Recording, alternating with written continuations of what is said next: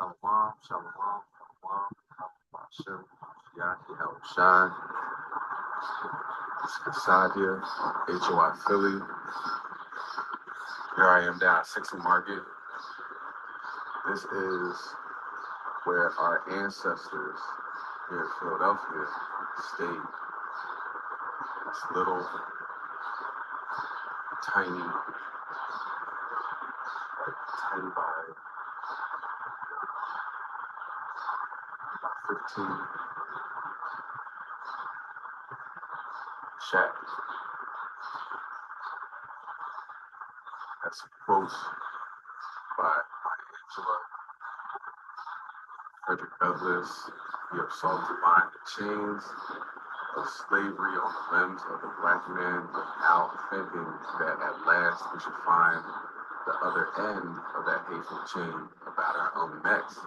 And that goes into Revelation 13 and 9. If anyone have an ear, let him hear. He that leadeth in captivity shall go into captivity. He that killeth with the sword must be killed with the sword. Here is the patience of the faith of the saints. That's future prophecy. But they found this, right? Not like they're, it was hidden anywhere, but something that America didn't talk about. America always talks about, slavery being in Mississippi, Alabama, down south, plantation, Florida. But here we are in the land of the free, where the Declaration of Independence, right? Bill of Rights, all men are created equal. And of course, they weren't talking about us. We weren't considered human. We were less than human. We fifths of a man. But you come over here to the wall of the names of George Washington's 9 captive Israelites. It was. And this, so allegedly, the North, which was supposed to be free, right? Boston, Paris, Hercules, Christopher Shields, Richmond, Giles, Ani Judge, Bull, Joe. Washington trying to have her caught and brought back. Hercules ended up running away, freeing themselves, so Ani Judge. And his half-brother, Austin, awaited at Mount Vernon and driven Martha North during the Revolutionary War. The Most High said these things would happen. The Most High said if we did not follow His law, statutes, commandments, these things would happen. Numbers 23 and verse 19. God is not a man that he should lie, neither the Son of Man that he should repent. Having said, and shall he not do it? Or have spoken, and shall he not make it good? Most High does what he pleases, and he tells us to follow these laws, statutes, commandments, or bad things going to happen. Right? Deuteronomy 28, verse 15. But it shall come to pass, if thou wilt not hearken unto the voice of the Lord thy God, to observe to do all his commandments and his statutes that I command thee this day, that all these curses shall come upon thee and overtake thee. Here it is.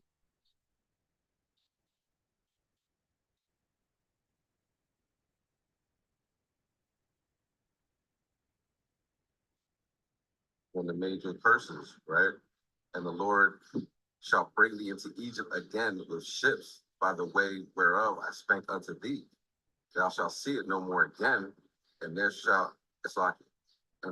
ye shall be sold unto your enemies for bondmen and bondwomen, and no man shall buy you. Deuteronomy 28, verse 68. Right, so one thing that, Esau always says, oh man, there's no slavery up north. Here it is. Here it is. Because before the White House was built in Washington, D.C., it was here in Philadelphia. And I'm going to show you where at. Okay. Shout out to the big homie Michael Cord. He's a prominent lawyer up here in Philadelphia who's bringing out a lot of this information. I decided to come down here and film, because you can live in Philadelphia your entire life, like me, and never know about the museums and these things, this information. So that's why I'm filming. Put it up. Put this information up. This is the original White House. So, Archway. Six and Market.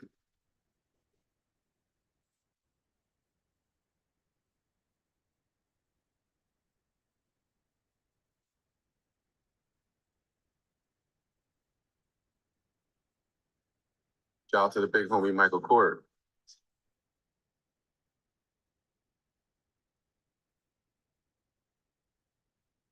So in March 1793, so how many years after 1776, where it's supposed to be all men are created equal, Washington signed Fugitive Slave Act, which gave slave owners explicit authority to recover escaped slaves from any part of the nation.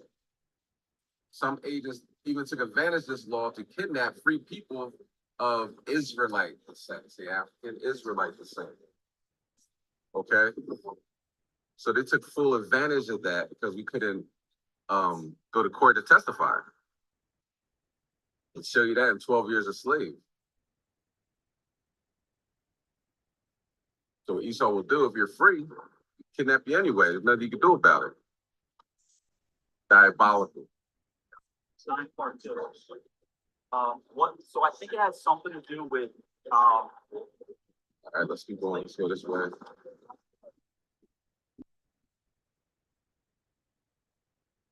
Talk about Alni Judge, right? Strong desire for freedom. Sinley was about 16, 17 years old, working for the president of the United States. When I say working, being enslaved by him, because there was no wages, there was no sick days, right? She escaped because Martha Washington was going to give her away as a gift for a wedding. All right. Say Joel 3:3. They have cast lots for my people and have given a boy for an harlot and sold a girl for wine that they might drink. The children also, that's the Joel 3:3. Jump down to verse 6. The children also of Judah and the children of Jerusalem have he sold unto the Grecians,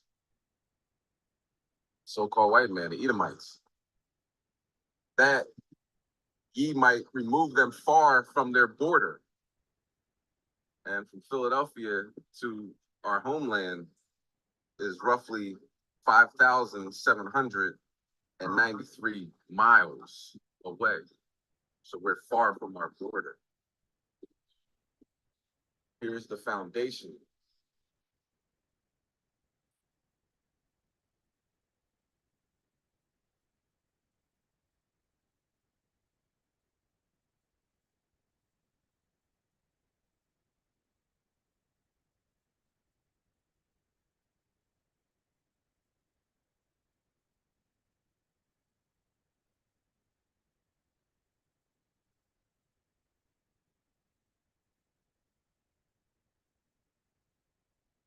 Discoveries, though much was lost, much remained of, they say, Africans, right? We all know we're Israelites. Cultural attributes brought to these shores, including music, food, lore, and religious beliefs and practices. Africans and their descendants adapted and incorporated Israelite traditions into new circumstances. Historians and genealogists continue to discover evidence and information that creates a fuller picture of their lives. And of course, when it does say African traditions, so forth and so on, you know, we learned the way of the heathen over there in Africa, in West Africa, and the Most High was fed up, brought us over here to America. All right. Slave economy. That's how America got all its money. Slave trade in America. The transatlantic slave trade began in the early 1500s with the arrival of Dutch and Portuguese explorers, murderers, and did not end until Brazil stopped importance in 1867. Chattel slavery and legal ownerships of men and women and children, and children by others who could sell them at the will existed throughout the Americas. Roughly 12.5 million Israelites, principally from West and Central Africa, were purchased from African traders, like we just read, right? Tyre and Zion, by European and American traders, what they call the Grecians and Joel, and brought to the Americans. After independence, many Americans, especially Northerners, continued to be involved in slave training by outfitting and manning slave training ships. Britain outlawed its slave trade in 1808, and that year, by the terms of the United States Constitution, Congress made it illegal to import enslaved persons. However, the buying and selling and ownership of them continued within the United States, and it still does to this day. That's why if you get arrested, pertaining to the 13th Amendment, you are still slaves. And they will transport you all over. They will transport you different federal institutions, state institutions, away from your family, right? Put you up in the mountains, Jake always says, right? And that's a literal.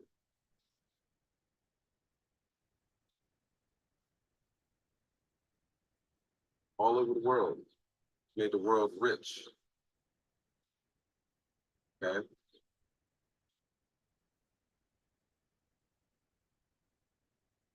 Very wealthy, very wealthy. Philadelphia is enslaved before and after.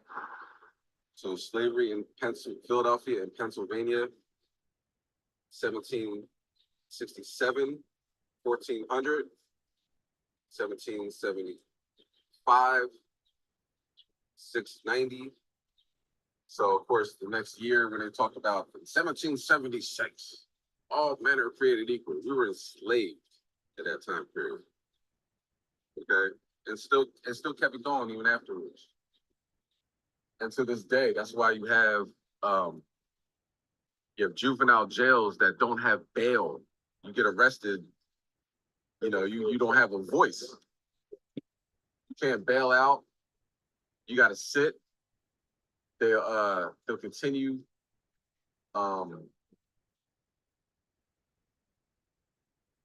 They will continue to delay the case. A lot of juveniles that get locked up in Philadelphia, they'll be sitting months at a time, taken away from their family, their community, school, and they'll be totally innocent. And the judge just keep on postponing. Okay? So nothing's changed. This is today, and it's overcrowding, fights, violent. Okay? Let's see. I and my household. On November 22nd, 1790, President Washington arrived at the president's house to establish his home and office. With him were 8 enslaved African descendants ordered by Washington himself to be rotated back to Mount Vernon to evade Pennsylvania's gradual abolition Slovakia law that would have allowed them to petition for their freedom after 6 months residence. So they knew the law and they circumvent the law. They go around the law. The enslaved were Hercules, his son Richmond, Alney Judge, Alney's brother Austin, Mole, Christopher, Giles, Parrish, and later Joe.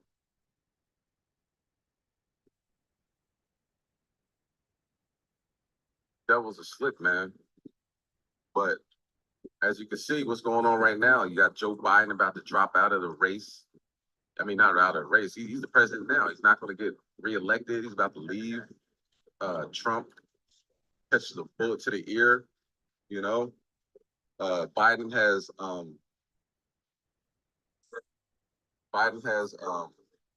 COVID, allegedly.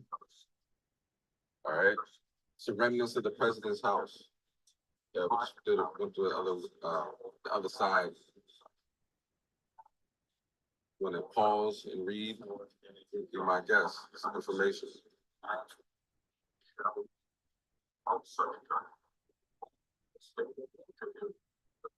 My ancestors had to work, you know?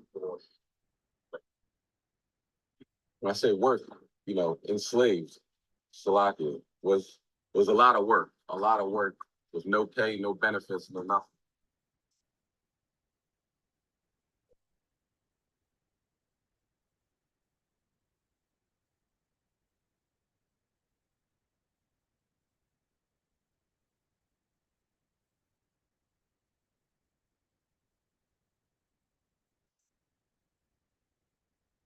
Okay, so Native Americans, 'cause of course everybody says that, not everybody, but there's a segment of Israelites that say that the Native Americans, Hispanics aren't part of the 12 tribes of Israel.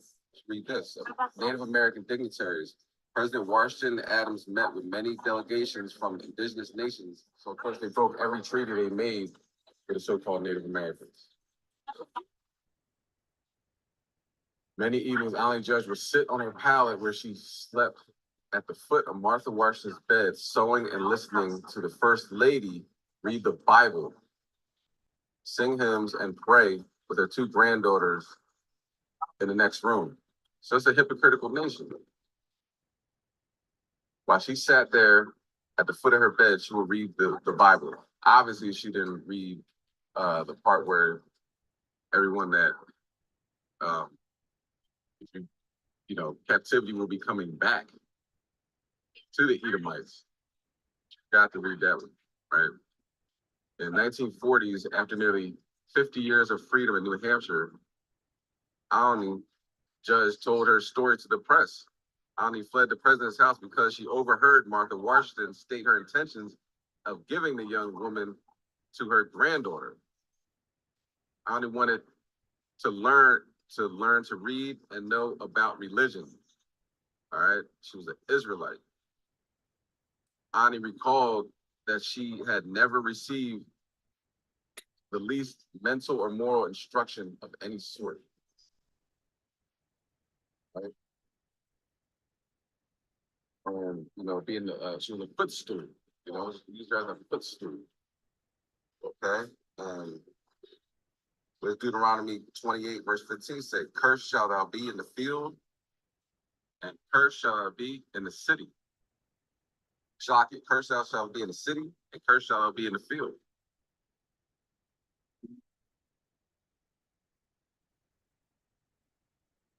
Deuteronomy 28, verse 43 says, "The stranger that is within me shall get above thee very high, and then shall come, down very low."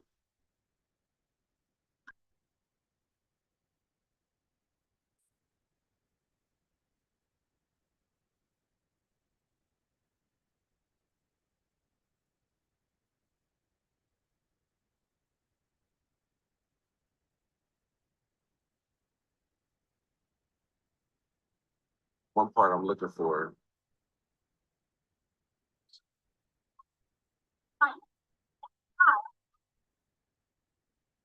About the amount of enslaved Israelites as compared to everyone else in this country. That number's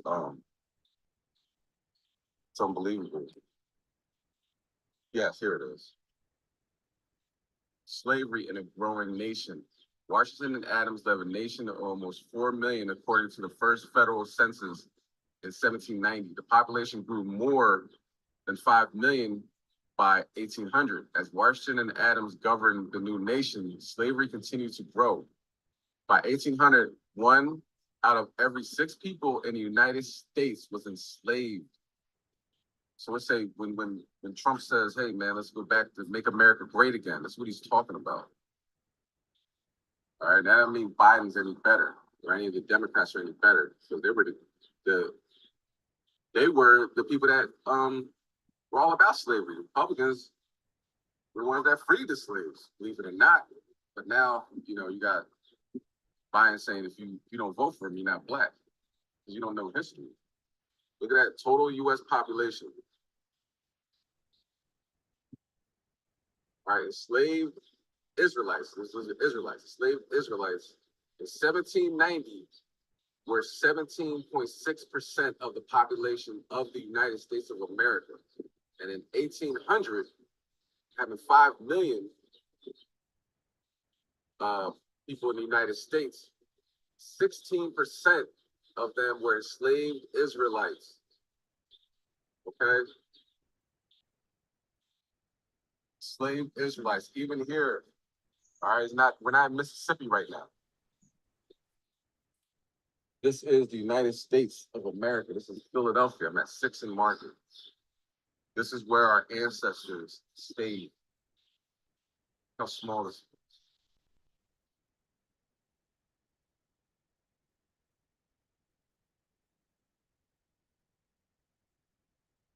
I said George Washington rotated, he had 316, I believe, slaves, right?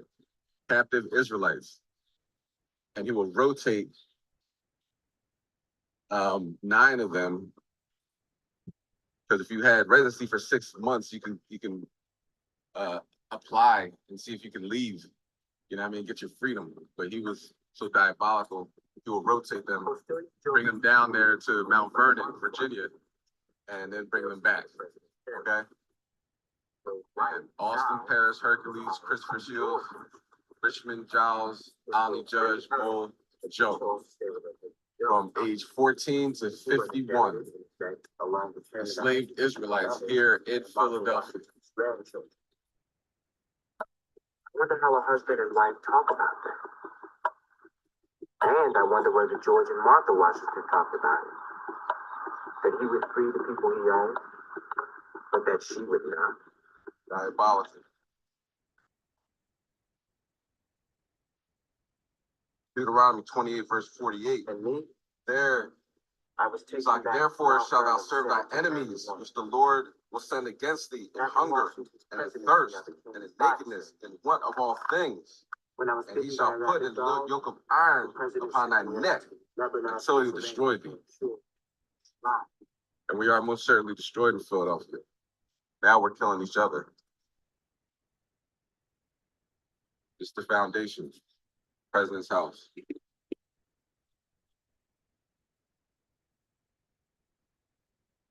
Messiah, vengeance. All right, shalom, shalom, shalom. Yabashim Rakatah.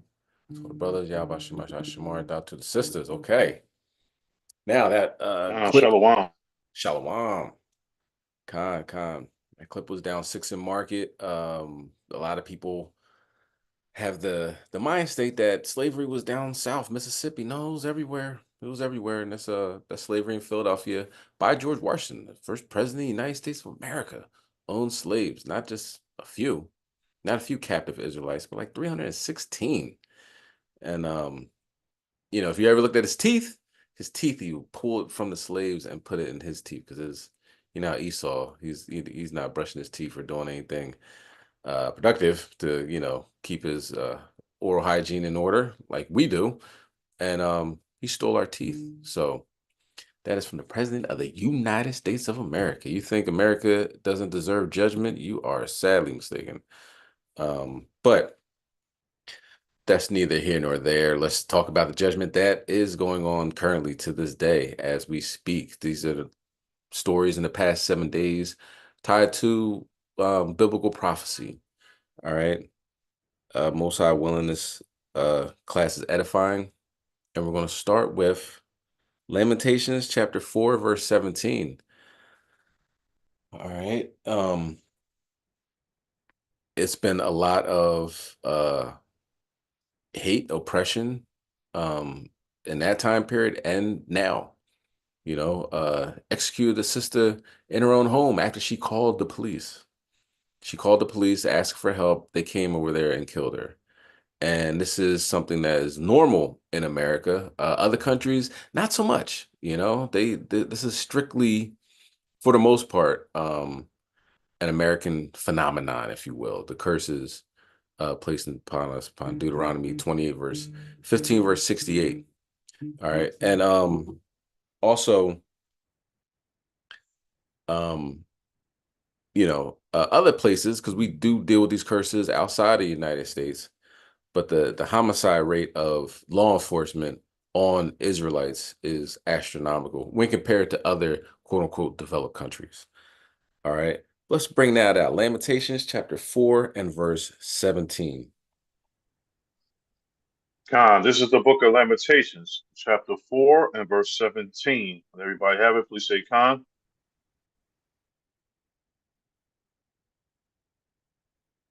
Khan. Khan, verse 17. As for us, our eyes as yet failed for our vain help. And our watching, we have watched for a nation that could not save us. Khan. So this sister called the police because she thought somebody was in her house. She was scared that somebody was in her house and the police were going to come to save her. But they didn't. That was the last call she ever made because the police were the one that killed her. And what they're doing now is saying that she was going to throw boiling hot water on them. She was sitting down. If you watch the tape, she's sitting down, minding her own business, talking to the police. And they said, "Can you turn that off?" Because maybe she was, boiling some water, some oodles and noodles, I don't know, whatever she was going to have that later that night. So they asked her to turn it off. So she went there and grabbed it and they said, "Put it down. I'm going to kill you." And she's like, "What are you talking about?" And, and she said, "I rebuke you in the name of Jesus." His name is Yahushua, though. Like, our people have to understand the name of the Heavenly Father and His only begotten Son. But she said, "I rebuke you in the name of Jesus." He said, "I will shoot you in the face." And guess what? He made it good. And then the other officer, if you watch the body camera footage, he's like, "Man, come on, like, what are you doing? Crazy Jojo, whatever his name is." You know what I'm saying? I can't think of the guy's name, but like you could tell he was very, you know, kind of frustrated. Like, "Man, you have a problem." Like, I don't know how many times he actually kicked uh Israelites in the head or, has been doing this. But if you look at his tattoos, very much white supremacist tattoos. Yeah, I believe he has like the Viking calendar on him. He has another one that has like skulls, which is something that's very known through the white supremacist ideology. That's what the tattoos they get. So they know each other. So he's like, "All right, I'm gonna go get the kit." You know what I mean? He's like, "Nah, don't bother." You know what I mean? Headshot, she's dead, or whatever he said. So you're supposed to do CPR. You're supposed to try to revive the person, but he told his partner not to do so. So they're going to try to go about, "Oh, he was feared for his life. That boiling hot water is dangerous." And who knows, he might even get off because most of them do. But it's not to say that. all of that, that's where that's Should you keep your phone on silent? So that's pretty much what they do. They have put him on for first degree murder, and it has to state that he intentionally went in there to kill her, and he can get off on that. Not like second degree where things just happened, escalated, and shots were fired. But so that's why they charge him with first degree murder. He might have to sit, might not get bail, but inevitably he could get off. Okay. Go ahead. Can you read the next verse? Verse 18. They hunt our steps, that we cannot go in our streets. Our end is near. Our days are fulfilled, for our end is come. So they hunt our steps. Go ahead, can you read the next verse? Public Shaw. Verse 19. Our persecutors are swifter than the eagles of the heaven. They pursued us upon the mountains. They laid wait for us in the wilderness. They're very swift, man. You know what I mean? Like, he went from, hi, ma'am, can I help you, to, I'm going to shoot you in the effing face. And that's what he did. Now, here's this coverage on this. Details unleashed. I don't know if we're going to go through the whole 15 minutes, but let's begin it. All right, good evening, and thank you for joining us. The former deputy accused of killing a Springfield woman pleads not guilty to murder charges. Sean Grayson appeared before a judge for the first time since his arrest. He was also ordered to stay in custody at a local county jail. We have been following this story for you since the very beginning. And this evening, we are bringing you coverage, team coverage, as we continue to learn more about what led to the death of Sonia Massey. And we start with News Channel 20's Julia Rosier, who is in the courtroom this afternoon. Julia? Salakia, Fair Use Act, Fair Use Act. These videos are protected through the Fair Use Act. This is a teaching moment. This is a lesson. Fair Use Act. All right, let's continue. Don, that's exactly right. Sean Grayson appeared in person in the courtroom today. Cameras were not allowed inside, but it was packed inside of that courtroom. Today's hearing was to decide whether or not Grayson would stay behind bars while awaiting for his trial. The prosecution argued Grayson is a risk to the community and no combinations of conditions would limit that threat. But the defense had three separate arguments, being the ties to the community as he worked for several different law enforcement agencies throughout central Illinois. He's not a flight risk because he hasn't tried to run since the incident, and his medical history. He was diagnosed with colon cancer and has an ostomy bag. Family and friends of Sonia Massey were also in the courtroom today. They even got emotional at times when the judge announced his decision to keep Grayson behind bars. The family and friends began to cheer, but the judge quickly told them to be quiet. Reporting live in Springfield, I'm Julia Rosier. Back to you. Thanks, Julia. Grayson will be back in court on August 26th. He was indicted on 3 counts of first-degree murder, aggravated battery with a firearm, and official misconduct. The body camera video from the night of that shooting will be publicly released Monday. Be sure to stay with News Channel 20 on air and online for the latest on this story. Attorney for Sonia Massey's family releasing a statement applauding the judge for keeping Grayson in custody. Civil rights attorney Ben Crump saying in part, quote, "Today's decision by the judge to hold Deputy Sean Grayson in custody without bail marks another crucial step in the pursuit of justice for Sonia Massey's family, emphasizing the gravity of the charges and the severity of the officer's actions," end quote. Well, since her death, Sonia Massey's family has seen support from both the community and local officials. Governor J.B. Pritzker called the shooting a tragedy during a news conference today. I feel for not just the families, and the family of the victim, but also the families of Sangamon County, and then all people of color who have had to endure these kinds of circumstances and to witness them, because it affects everyone, even if it's never happened to you specifically. All right, in the hours since former Deputy Sean Grayson was indicted on multiple charges, including murder, we have learned more about what led up to the shots being fired in her home. We continue our team coverage now with News Channel 20's Carson Gordy. Carson, what did you find out? The documents detail the events caught on camera in the early morning of July 6th at Sonia Massey's home.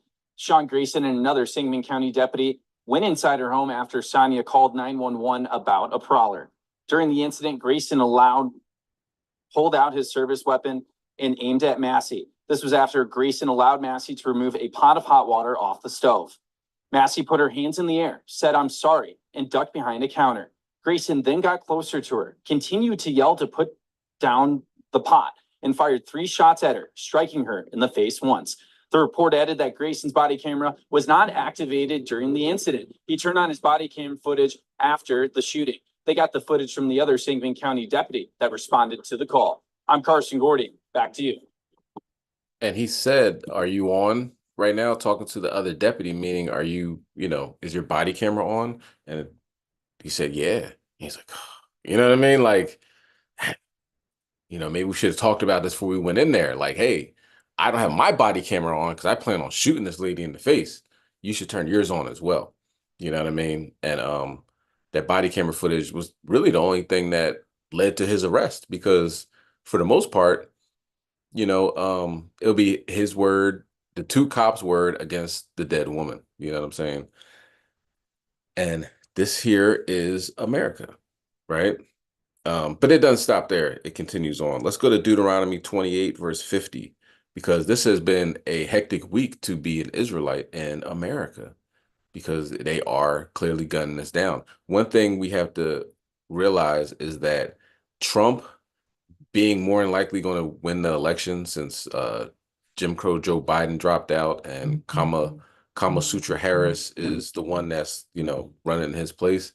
He's probably going to be the president. We'll see what happens. Hopefully we won't have to make it that far. Yahweh will send his son back to destroy this place, but they're getting more and more bold. You know what I'm saying? They're it's revving up. You know what I mean? Revving up the idea that the white man is somehow oppressed in the country that he stole and killed and robbed and raped to get. Somehow he's oppressed now. But what they don't realize is that God is the one that's doing the oppression. He's the one bringing them down. All right, let's bring that out. Deuteronomy chapter 28 and verse 50. Khan, this is the book of Deuteronomy, chapter 28 and verse 50. When everybody have it, please say Khan. Khan. Khan.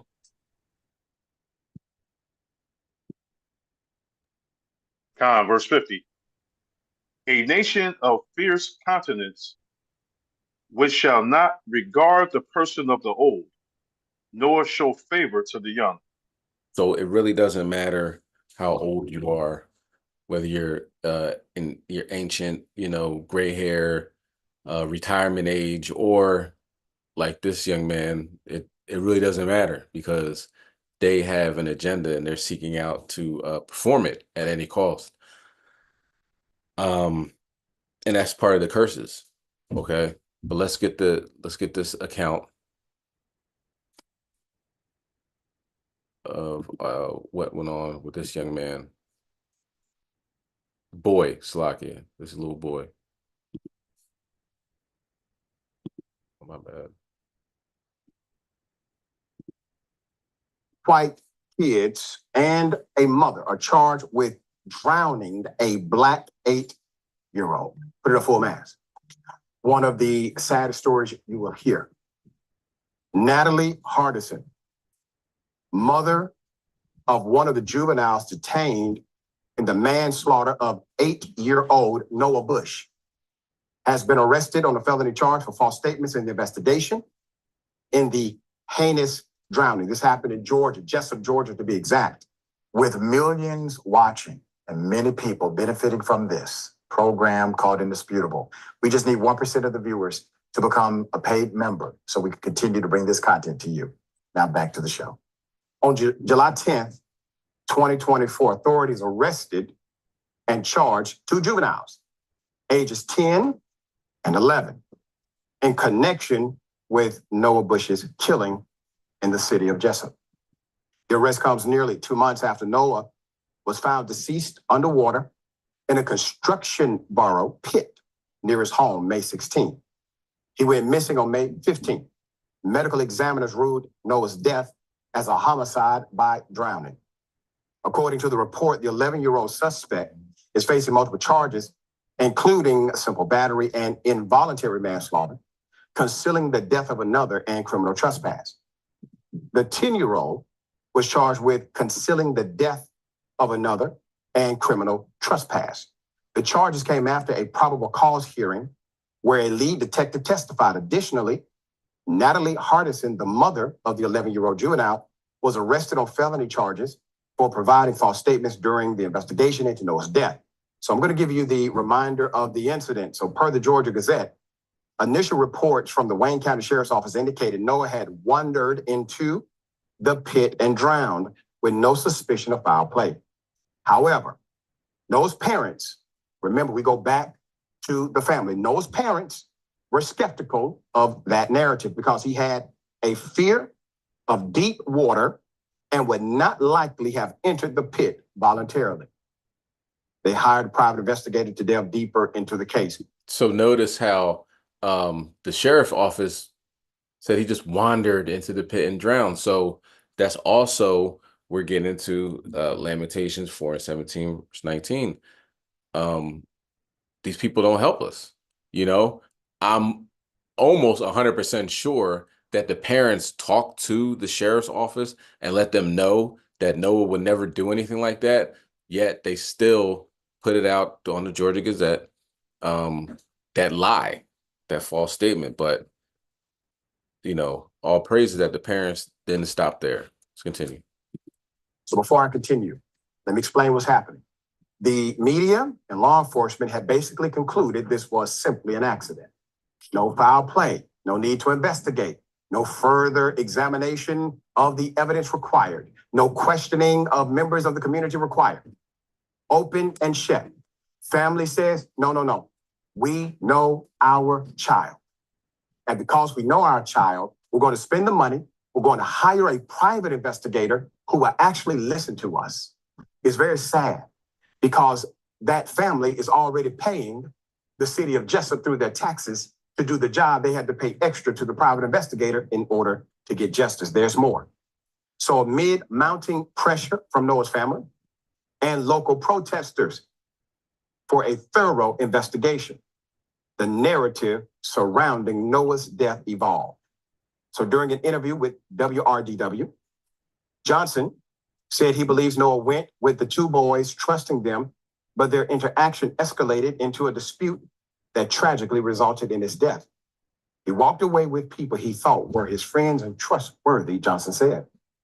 As highlighted by WRDW. So we got to keep in mind, never trust thy enemy. And that's something that we have to let our children know at an early age. So things like this don't happen. He was only 8 years old. Let's continue. The Wayne County Sheriff's Office said in its initial report that it was waiting on Noah's autopsy. It received the autopsy report on July 8th, which confirmed the absence of any injuries on the 8-year-old's body consistent with a fight or use of weapon. The story they were told was that their son accidentally drowned. Once again, conclusive. They knew that was not true then, and today we confirm the same. Johnson told the outlet. So, can everybody be wrong? Yes. The media was wrong. Law enforcement was wrong. The examiner was wrong. Who was right? The parents and the community. The parents and the community were correct. Now it has been validated. So back in September, remember, we covered an incident in Massachusetts where a 14-year-old white child was facing charges in a racially motivated attempt to drown another black child while calling him George Floyd. Last month, we covered the death of 15-year-old Zamir Green, where an 11-year-old allegedly sat on Green while he drowned in a Georgia pond. 5 other children watched, but no one reported it for nearly a week. What are the commonalities? What is your cause and effect? There is no effect with no cause. It doesn't exist in this world. So what is the cause and effect? These are children. These are children exhibiting what we call mimicry or learned behavior. They were not born this way. They are impressionable. Children are not always listening. I grant you that. But they are always learning, no matter what. And the small gestures of adults, the small, unassuming conversations of parents are picked up by their children. So there's an effect here, but there's also a cause. All right. Senator Turner, thoughts? Yeah, heavy. Doc, nature nurture comes first to Yeah. mind, and listening to you, it is probably more likely nurture than nature, but could there be a situation where somebody is predisposed from birth to act out in this way? Small possibility, but this is probably more nurture than anything. It's bigger than that. Bigger than a small possibility. Esau and Jacob were fighting in the womb. You know what I mean? If they knew their Bible, then they would know that. Okay. So nurture, of course, but nature, obviously, this is something that's been happening for millennia. Do you know what I'm saying? So yeah, so it starts with the children as well. The children to the adults, to the media, to the coroner's office, to the sheriff's office. So we are behind enemy lines. Okay. So we need Yahweh Bashem Yahushai. Always keep following these laws, statutes, commandments. You fall, get right back up. You know what I mean? This is a fight. All right, let's go to Psalm chapter 86 and verse 14. Not done yet. Let's go to they're in City Hall. They are everywhere. They're coming out of the woodwork. All right. Let me line up that video before we begin. And this is all within a week's time, yo. All within a week's time. Now, of course, this happened a little bit before. This is now coming out that the mother got charged and the children as well. But, you know, this is all boom, boom, boom, back to back to back. Okay. Go ahead. You can bring that out. Psalm chapter 86 and verse 14. Khan, this is the book of Psalms, chapter 86 and verse 14. When everybody have it, please say Khan. Oh, that guy came up. They didn't say, sorry. Khan. Khan, verse 14. O God, the proud are risen against me, and the assemblies of violent men have sought after my soul, and have not set thee before them. Khan. So these violent men are coming out of the woodwork. They're rising up against us. And the only way that we can combat this is through the Most High. All right. And his own begotten Son. Okay. Surrounded is an understatement here in America. Depending on where you are, I'm probably sure you're like 20 to 30 minutes away from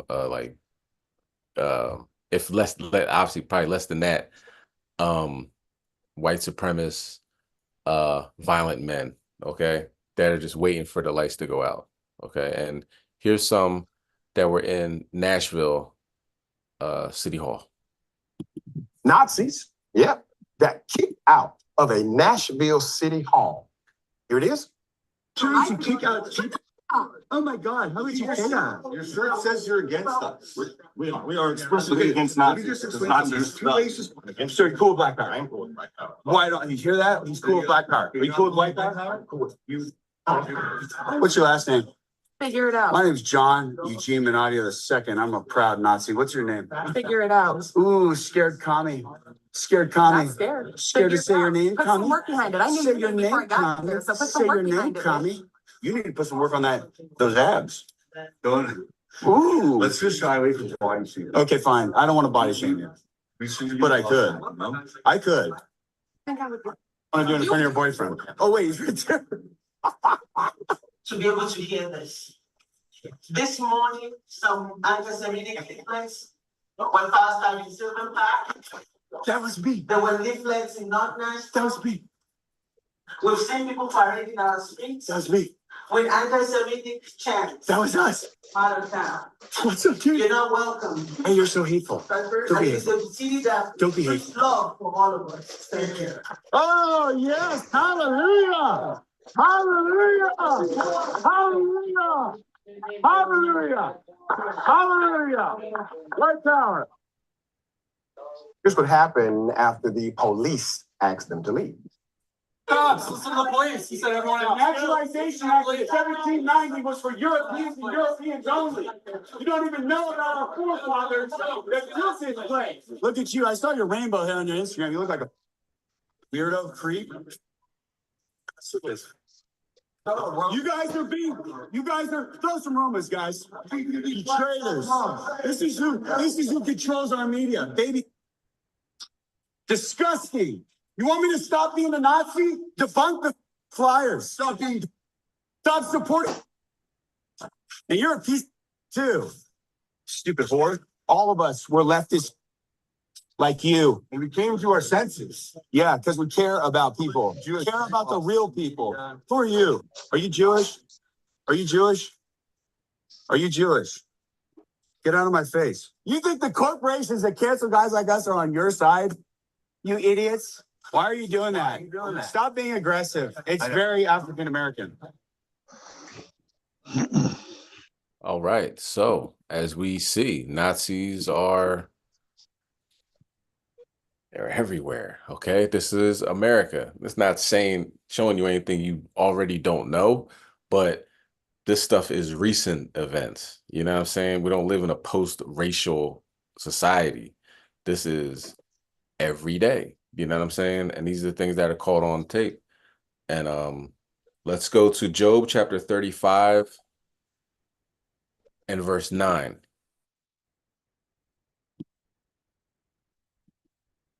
All right, Job 35 and verse 9. And this next video is terrible. Very bad. Okay, just FYI, trigger alert. You know what I'm saying? Gotta be ready. Gotta be ready. They are. They most certainly are. All right, and this is obvious. Now, this next video is really bad. I ain't gonna lie. It really triggered me because I dealt with this at a young age as well. The same thing happened with Jake. But that's neither here nor there. I'm gonna get into personal stories, but I'm sure everybody does have one. Everybody knows the earliest time, if you think about it, that you had to deal with racism. You know what I'm saying? Let's bring that out. Job chapter 35, verse 9. Khan, this is the book of Job, chapter 35 and verse 9. When everybody have it, please say Khan. Khan. Khan. Khan, verse 9.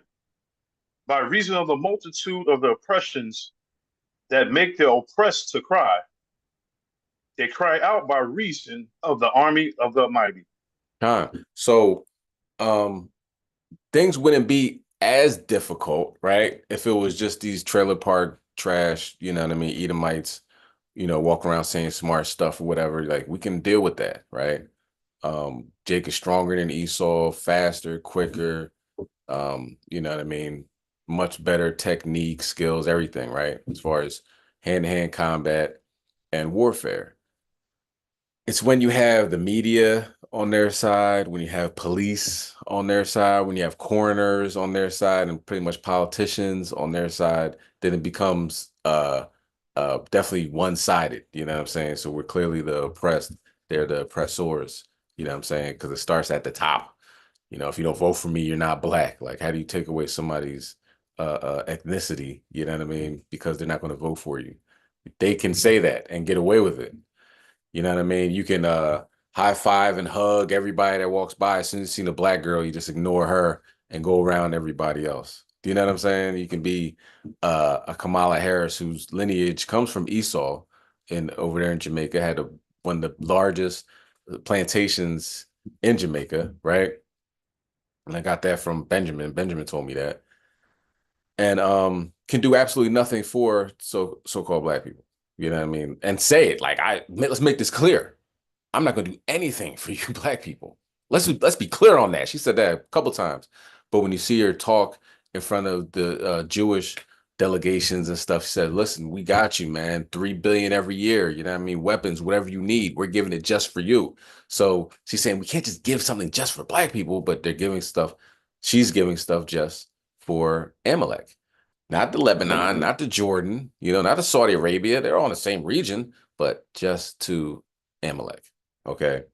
So that oppression is rampant here in America. Okay. You see the Most High is taking care of business though, but just let's not forget. Okay. And I'm glad they don't give us reparations, to be honest with you. If they give us reparations, we're like, they're not so bad. I mean, like 400 years, that I get it. I mean, we were kind of in the way, but now I got this Mercedes. I have 4 houses, 7 Airbnbs. You know what I'm saying? I'm bringing in cake. I don't think white people are so bad. I don't know who this Esau is. It's probably some tribe over there in Africa. We'll just completely fall apart, and that's coming from like Israelites. You already know the rest of us that's out there anyway. They're like, oh man, these people are great, because a gift destroys the heart.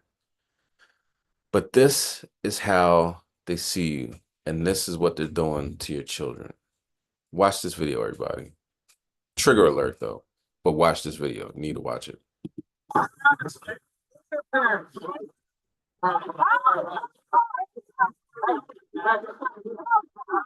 Little nigger.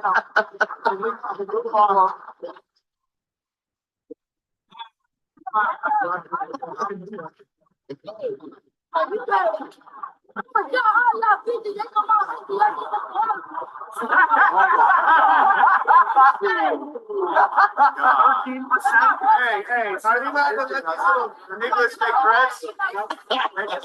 Niggas are making threats. Can you arrest the niggas? Don't. Please arrest the niggas.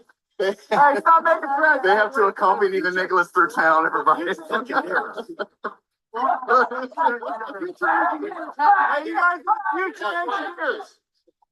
Future engineers have to get escorted because they're so much. Yeah. You got a light brain, bud. God, I love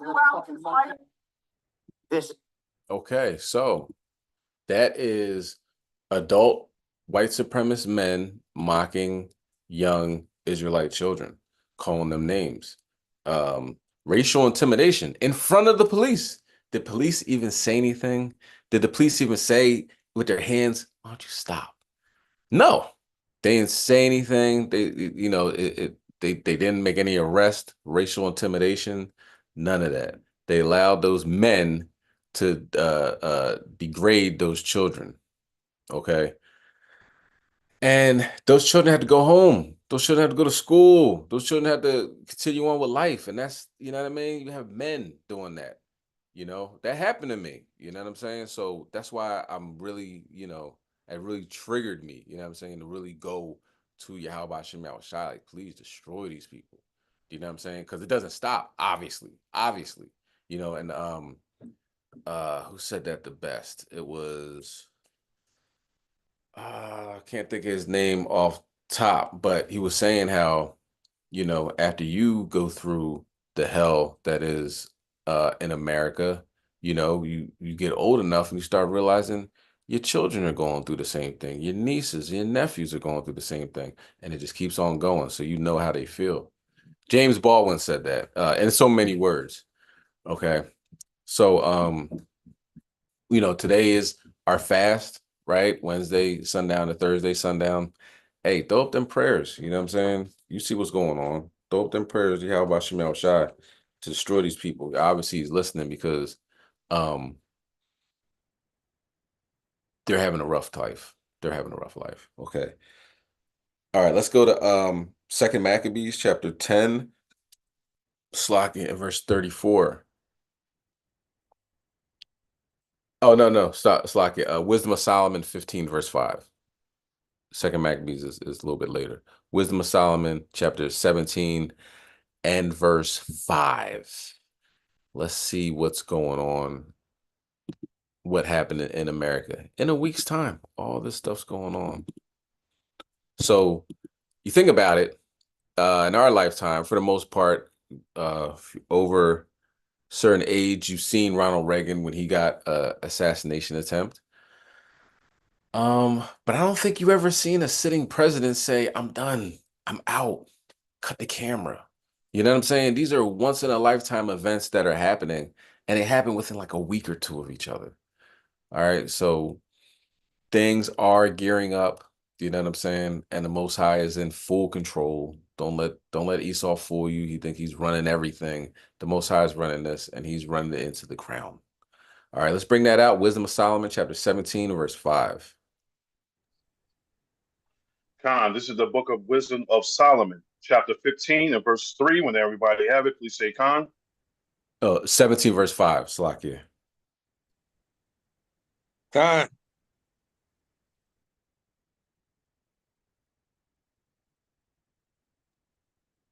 Khan.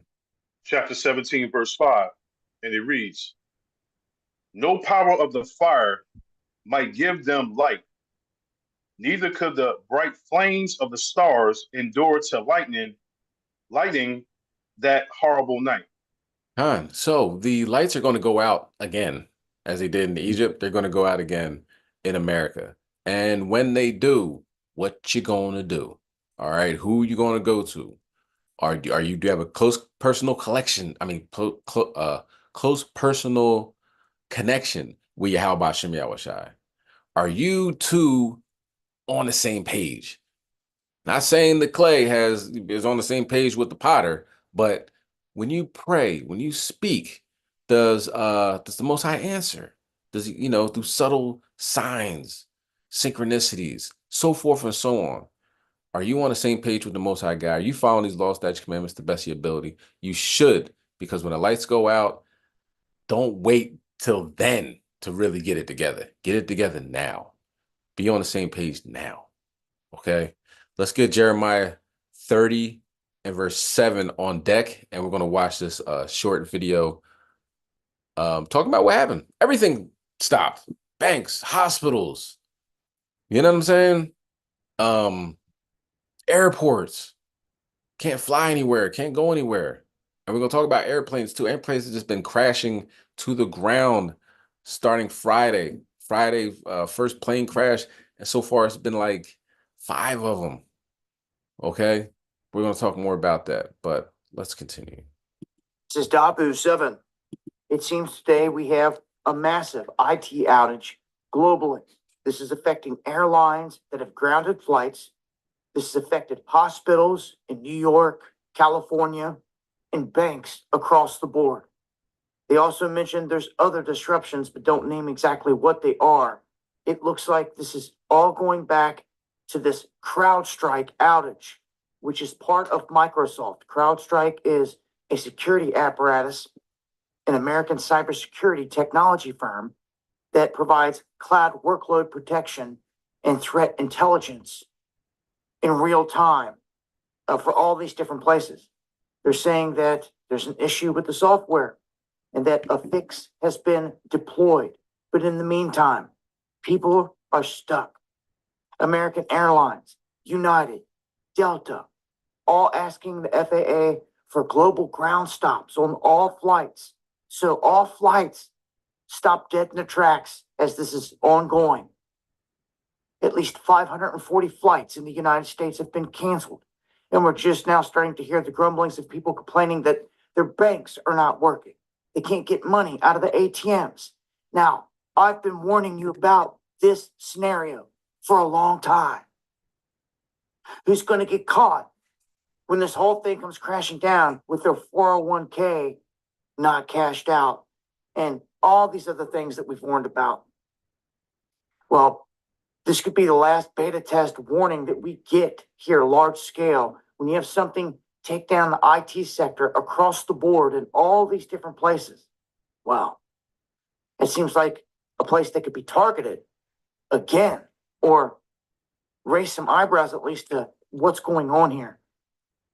Again, this global IT outage has been reported in many countries across the world, Germany, other places throughout Europe, and here in the United States. So I will update as I get more information. All right. So let's get Jeremiah chapter 30 and verse 7.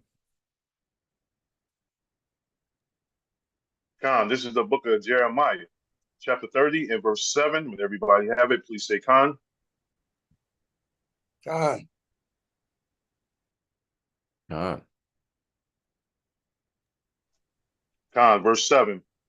Alas, for that day is great, so that none is like it. It is even the time of Jacob's trouble, but he shall be saved out of it. So Jacob's trouble looks a lot like that. And what will happen as a result? You know, we could just brainstorm. There's no more airplanes taking off. Their hospitals, they cannot get into their system. I was at the store the other day. It was CVS. They're like, yo, we have 3 registers that are not working right now. They just stopped working. They're what else? Banks. Yeah, it happened on a Friday. So everybody's like, okay, yeah, I just got paid. You know what I'm saying? I got to pay these bills, paycheck to paycheck. You know what I'm saying?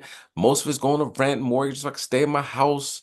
Need to get some food. Refrigerator's looking Slim Shady. You know what I'm saying? I need a couple.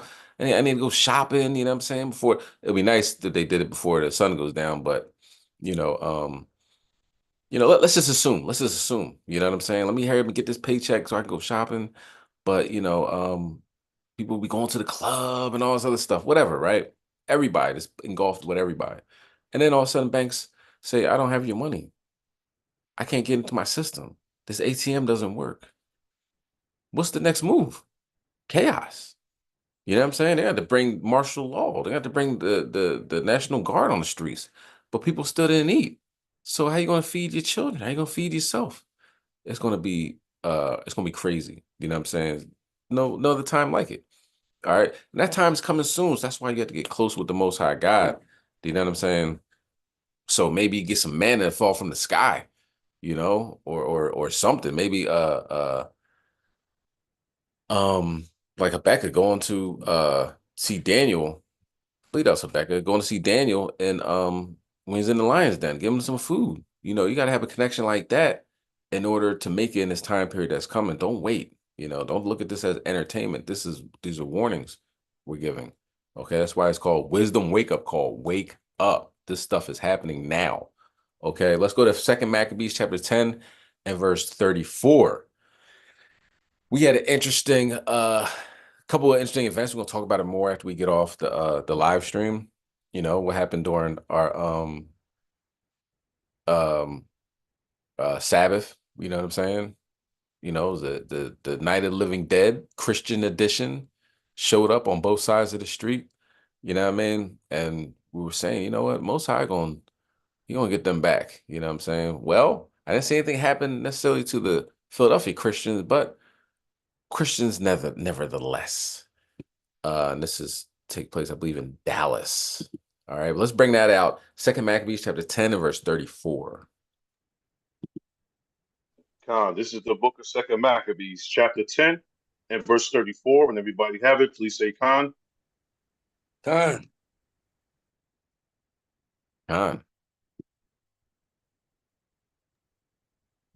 Verse 34.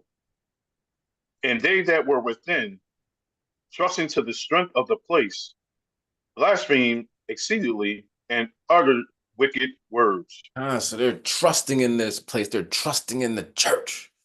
Now, not saying this is the same situation in Maccabees. I'm just giving a compare and contrast with the Christian church. They trust in that place. You know what I'm saying? Utter despicable words against the Israelites, calling names. Do you know what I'm saying? Saying that we don't know what we're talking about. Go ahead. Can we next verse?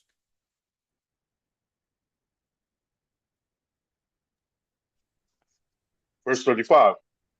Nevertheless, upon the 5th day, early, 20 young men of Maccabeus' company, inflamed with anger because of the blasphemies, assaulted the wall mainly, and with a fierce courage killed all that they met withal.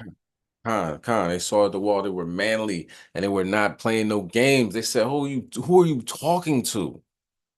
Who are you really talking to? And ran up on them. Okay, go ahead. Read verse 36.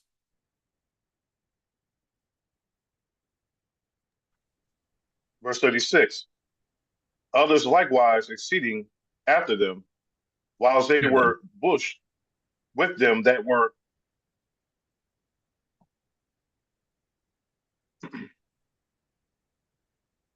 so like I didn't hear you, kid. What you say? Oh, ascending.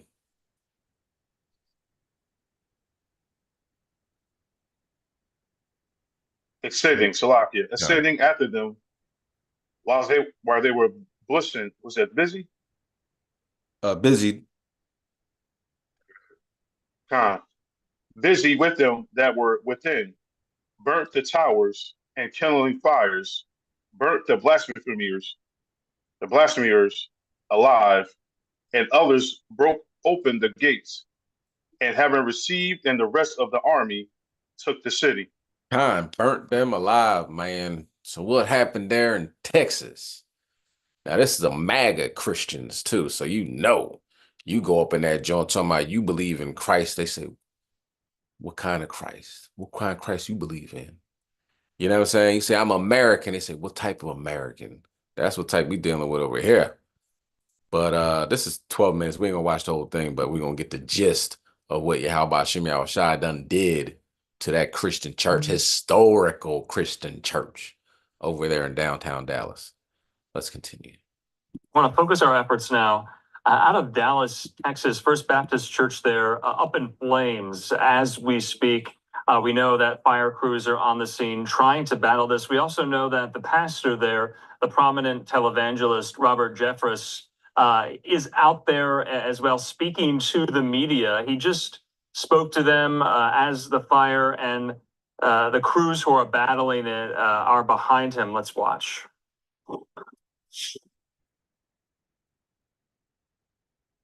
All right, Chase, I'm turning. Look at that. Look at that face. That thing looks stressed. Like he's going through a lot. That's everything. Just burned up. You know what I mean? All praise to the Most High. Let's continue. Mine on, you good? 1, 2, 3, 4. We're done. 1, 2, 3, 4. 1, 2, 3, 4.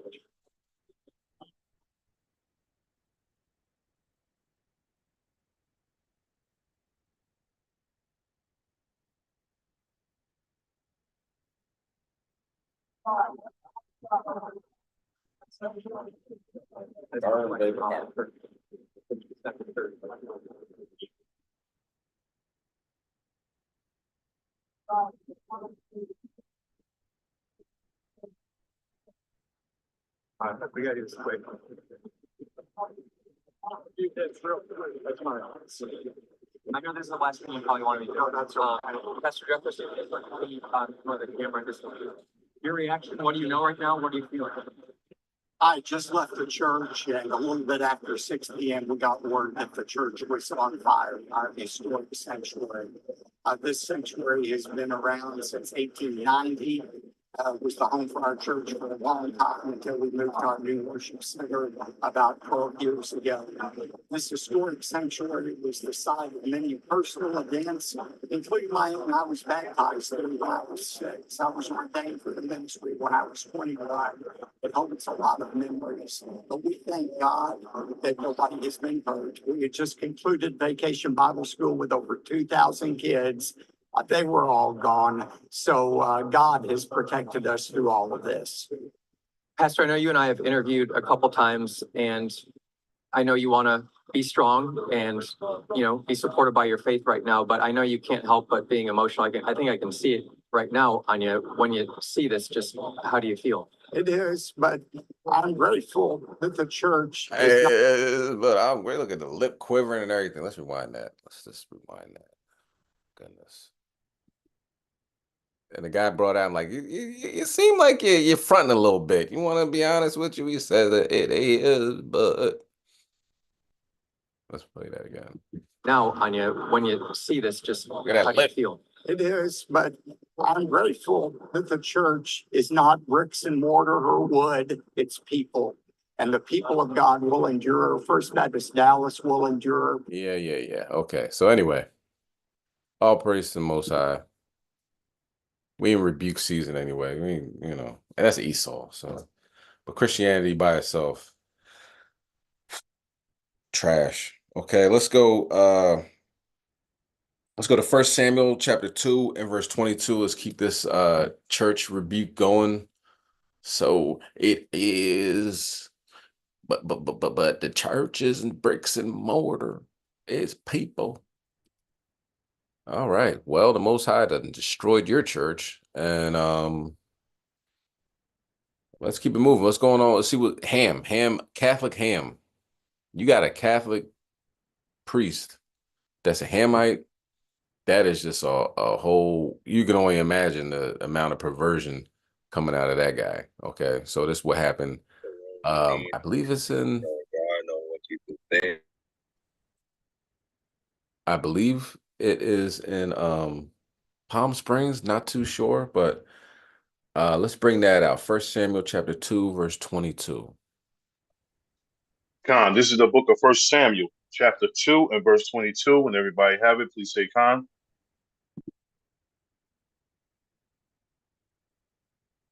Khan. Khan, verse 22. Now Eli was very old, and heard all that his sons did unto all Israel, and how they laid with the woman that assembled at the door of the tabernacle of the congregation. So, the story of Eli's sons, they were going off. You know what I mean?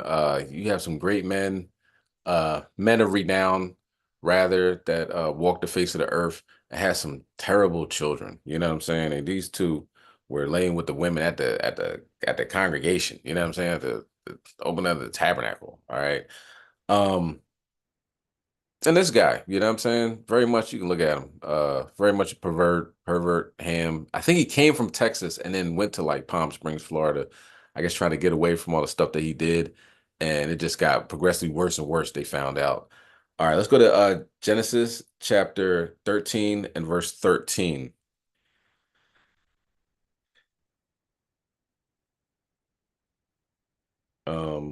And we talk about Sodom and Gomorrah, these Canaanite perverts, you know what I mean, that Lot was surrounded by, you know what I mean, heathen nations that Lot was surrounded by were involved in some of the most terrible things possible, you know what I'm saying? And they even tried to label one of the angels. You read, I believe it's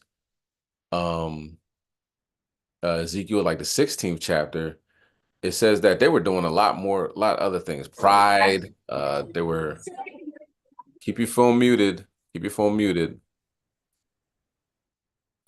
pride, and a whole bunch of other things. You know what I mean? It wasn't just their perversion, but let's talk about the perversion part. Let's go to Genesis 13 and 13. Khan, this is the book of Genesis, chapter 13 and verse 13. When everybody have it, please say Khan.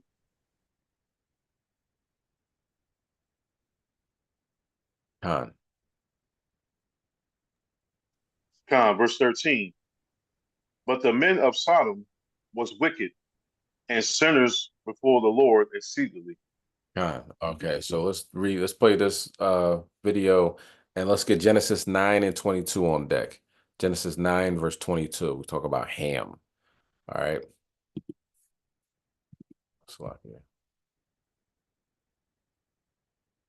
New video showing the arrest of a former Waco priest now facing several child pornography charges. The arrest was made in Florida on Tuesday.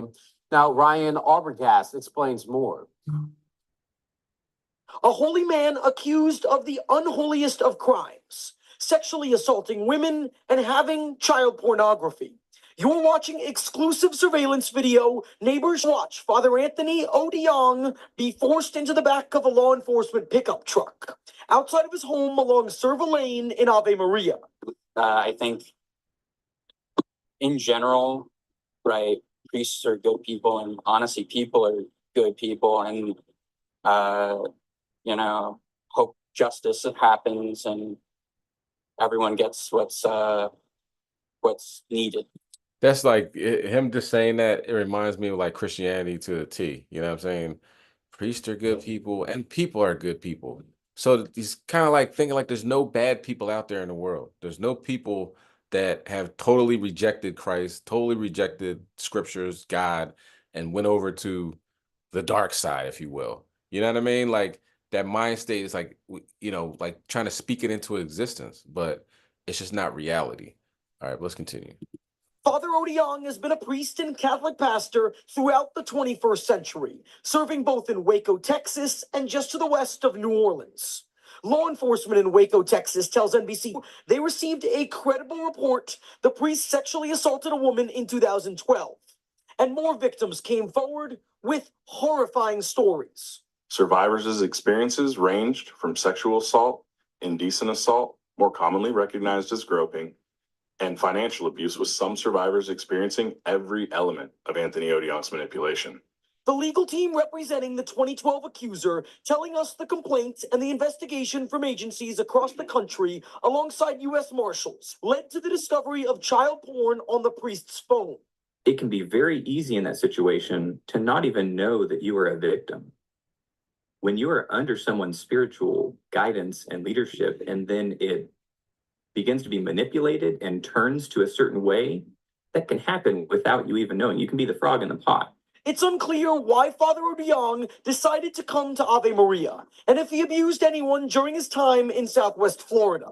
The Sexual Assault Advocacy Center in Naples believes there could be more victims who might come forward now. I think now that he's behind bars, you would probably get more of a I don't want to say comfortable level of being able to speak out, but people are going, I want them to hear my story as well.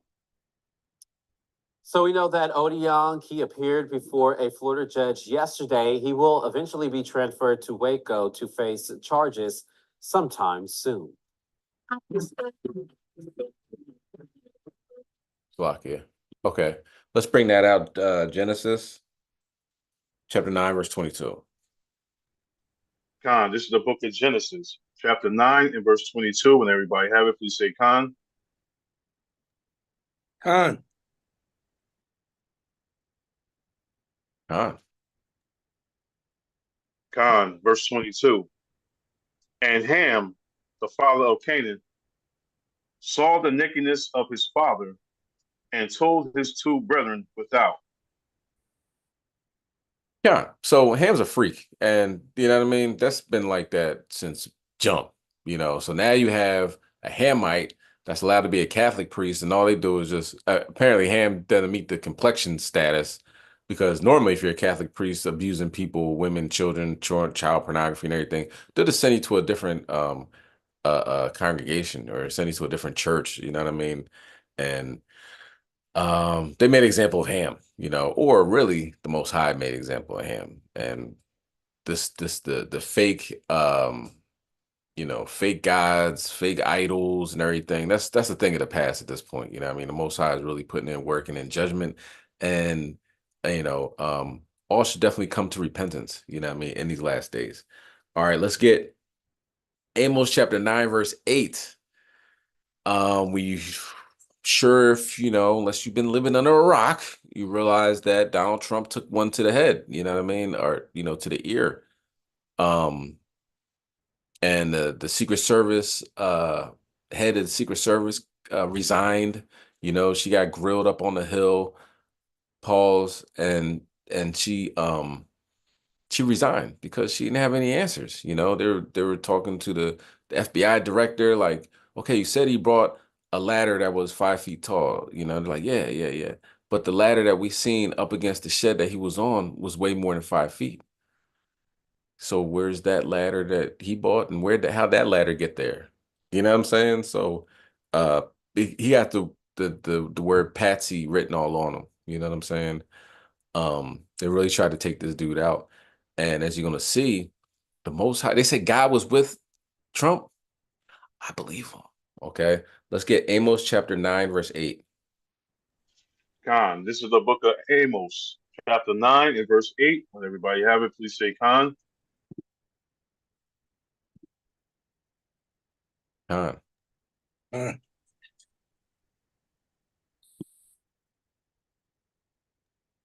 Khan, verse 8. Behold, the eyes of Yahweh thy power are upon the sinful kingdom, and I will destroy it from off the face of the earth. saving that I will not utterly destroy the house of Jacob, saith the Lord. So the Most High's eyes are everywhere, everywhere, everywhere. Okay, so this next video, I say, you're like, well, how could God be with Trump? Hey, man, he got stuff to do. You know what I'm saying? Maybe he's probably going to win the election. He's going to bring us smack dab into World War III. Iran hates him, so they're, you know, they're going to be going to war or whatever. You know what I mean? Their vice president can't stand Iran as well. So, you know, let's see what happens, because he did move his head at the opportune time. When we look at a video, there were chariots in the sky. Let's get Proverbs chapter 21, verse 1, and we'll bring that back. Let's watch the video.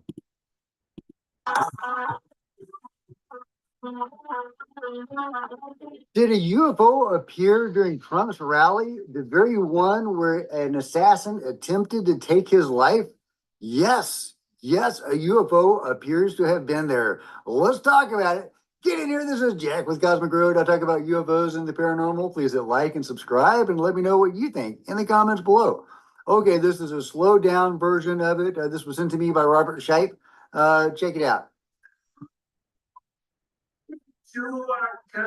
It's very slowed down, but you can hear Trump speaking in the background, the American flag waving, and in a second you will see the UFO.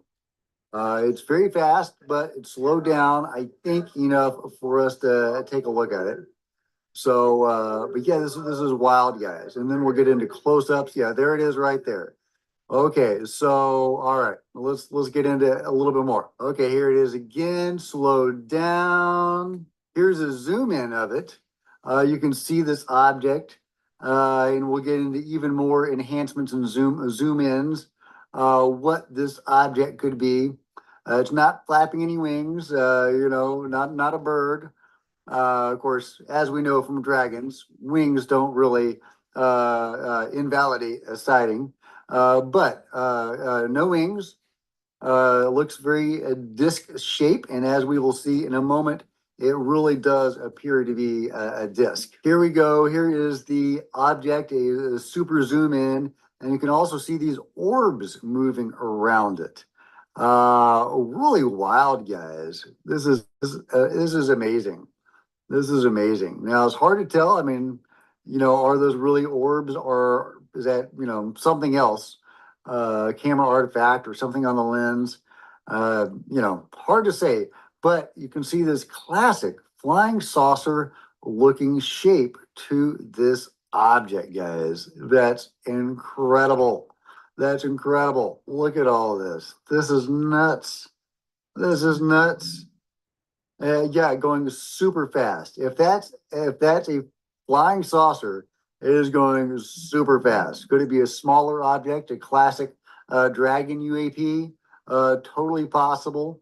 Or is it something larger, more of a classic flying saucer? Either way, wow, what an incredible sighting.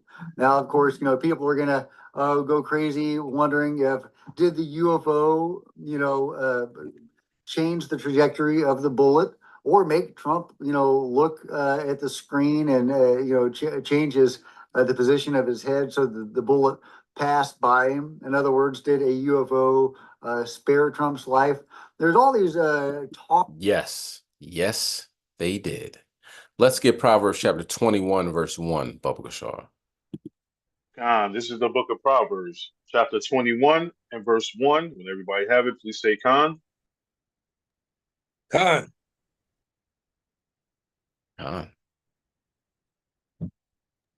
Verse 21. So like the chapter 21, verse 1. The king's heart is in the hand of the Lord.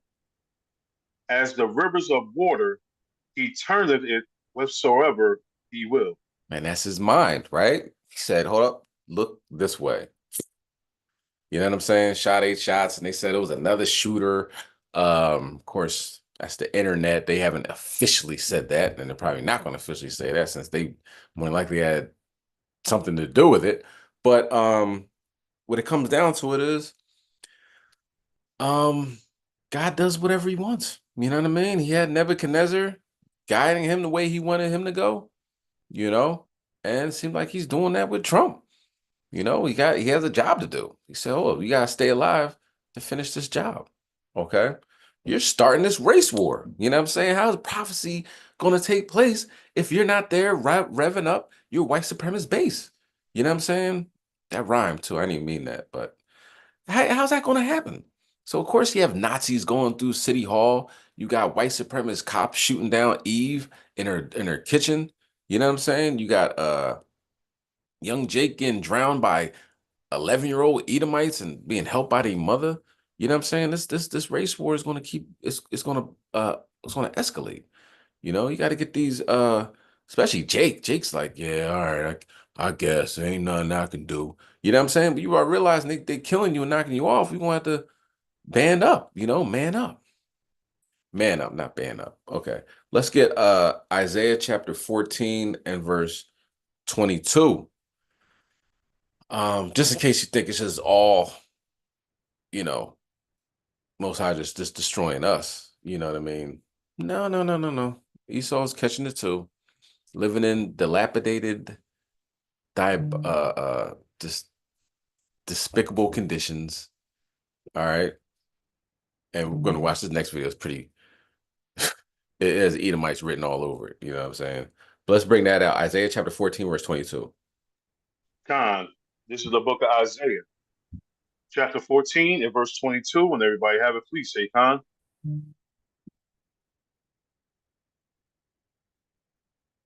Khan.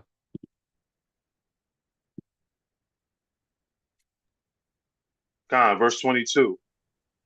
For I will rise up against them, saith the Lord of hosts, and cut off from Babylon the name and remnant and son and nephew, saith the Lord.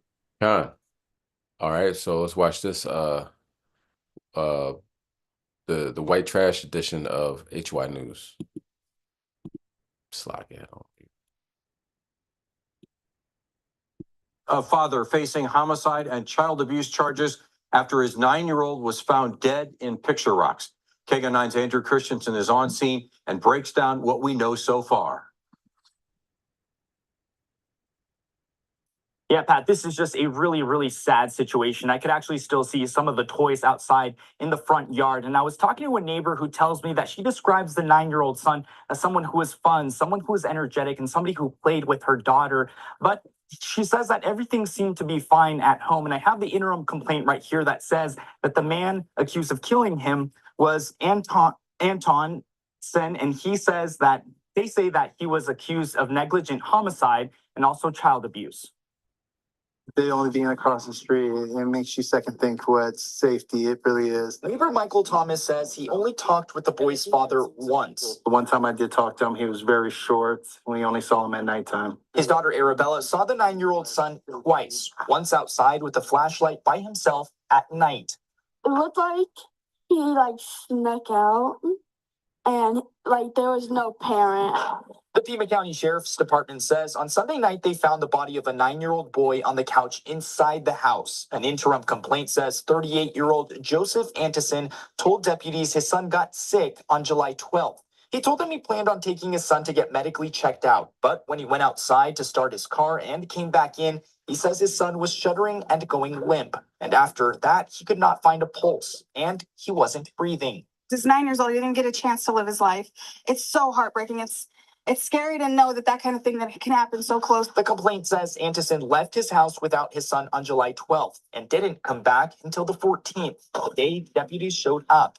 When they went inside the house, they said it didn't have running water or working toilets. We could have given him water and stuff like that. Deputies also say the house was filled with empty beer cans and water jugs with what seems to be urine, soiled diapers, rotten foods, and piles of trash near the couch where the boy's body was found.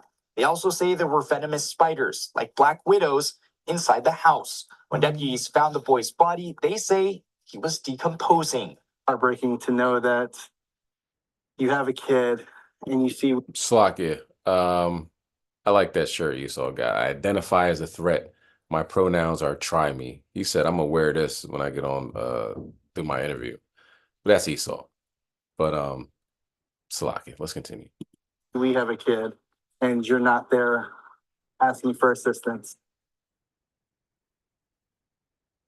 And based on the conditions of the house and the fact that Anderson did not call 911, he is facing felony counts for negligent homicide and also for child abuse. And right now he's being held in the Pima County Jail. Reporting in Picture Rocks, Andrew Christensen.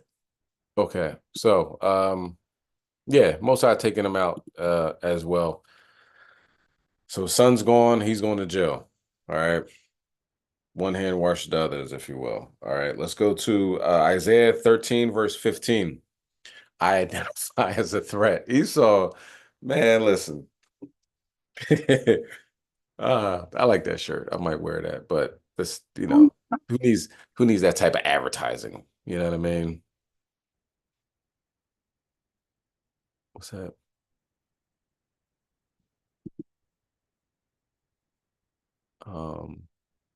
Shut up. I think it was a Stitch. I think it was Lilo and Stitch, if I'm not mistaken. I don't know. That would be crazy if she had a shirt said that too. God, let's bring that out. Isaiah chapter 13, verse 15, Bubba Shaw. God, this is the book of Isaiah, chapter 13 and verse 15. Everybody have it. Please say Khan. Khan. Khan. Khan, verse 15. Everyone that is found shall be thrust through, and everyone that is joined unto them shall fall by the sword. So this sister here decided to join the U.S. military, and it's been going on for a while. Like they've been getting gutted because you got Esau that has opportunity and weaponry, and those two things put together is a recipe for a disaster. So she was stabbed 68 times. All right, so literally she was thrust through. But let's hear the report. And according to an autopsy report, 23-year-old Private First Class Katia Duenas Aguilar was stabbed nearly 6 dozen times. Her death was ruled a homicide back on May 18th when authorities found her body in her Tennessee home, not far from the Army base where she was stationed. However, police still don't know who killed her and why. Aguilar had been stationed at Fort Campbell in Kentucky since 2019 after graduating from North Mesquite High School and then completing boot camp. She was a member of the 101st Combat Aviation Brigade. She received multiple awards during her time in the service, including the National Defense Medal. She left behind a young son. After her death in May, her family held an emotional press conference. Her mom saying at the time she thinks someone in the military knows something or may have been involved in her daughter's death. We want to believe that it's a nightmare, that we can wake up and she will still be there. She's not the first one. Obviously, the problem is inside. It's inside. It's not outside. Everything is inside. They know, and you know too. Aguilar's family and the League of Latin American Citizens, or LULAC, are offering a reward of $55,000 for any information leading to an. So it says, man, what Fears tell Trey, we got the black man got no place in the white man's army. You know what I'm saying? But that goes with the whole 12 tribes. You know what I mean? They'll shoot you up with all types of experimental stuff and have you waiting in line at the VA for 3 days to get seen. Have brothers and sisters homeless. You know what I'm saying? They fought for their country. They're like, all right, well, no, thank you. You know what I'm saying? That's Esau. That's the way his army goes. He said, we'll just find another one. All right. Now they, stab the sister up. All right, let's keep going because we got a couple more and it's getting late. Let's go to Matthew chapter 24 and verse 7. Okay. So the Most High is showing what he can do, and that's whatever he wants to do. All right, having chariots coming by Donald Trump's speech, move his head just a little to the left, a little to the right, So yeah, we're gonna talk about that. Most High willing, we see some chariots this week. You know what I mean? We fasting today. So aim to see some chariots, not even just in the sky. Let them land. You know what I mean? Swing low, sweet chariot. You know, let's see some amazing things this week. Hope all praises, Yahweh Bashem Yahushai. All right. Let's bring that out. Matthew chapter 24 and verse 7. Khan, this is the book of Saint Matthew, chapter 24 and verse 7. When everybody have it, please say Khan. Khan. Khan. Khan, verse 7. For nation shall rise against nation, and kingdom against kingdom. And there shall be famines, and pestilence, and earthquakes in divers places. So you got famines, earthquakes, pestilences, you know, so it's not just, you know, pest. Oh, we had the C word, you know what I mean? No, man, it's monkeypox, it's fungal STDs, it's the plague, the literal plague back on, H1N1, H1N2, transferring over to humans. It's a lot. Okay, so there's a lot of pestilence, there's a lot of earthquakes. Who knew there'd be earthquakes in New York and Philly and Virginia? Well, most I did. It's in diverse places, you know. Chile had a large earthquake. It was like 7.5, I believe, possibly more. 7.7. 7.7. Okay, Khan. Chile, a husky earthquake. Alaska had a husky earthquake. Guatemala, Japan. I should have wrote down all the earthquakes. It was a lot. I believe Panama, Peru. So earthquakes have been happening all over. Matter of fact, if you give me 1 second, I can find it. All right. Let me see. Indonesia, 5.3. Let's see. China, 5.2. Panama, yeah, that was a 5.6 2 days ago. Slovakia, 5.9 2 days ago, and that was an aftershock. What else?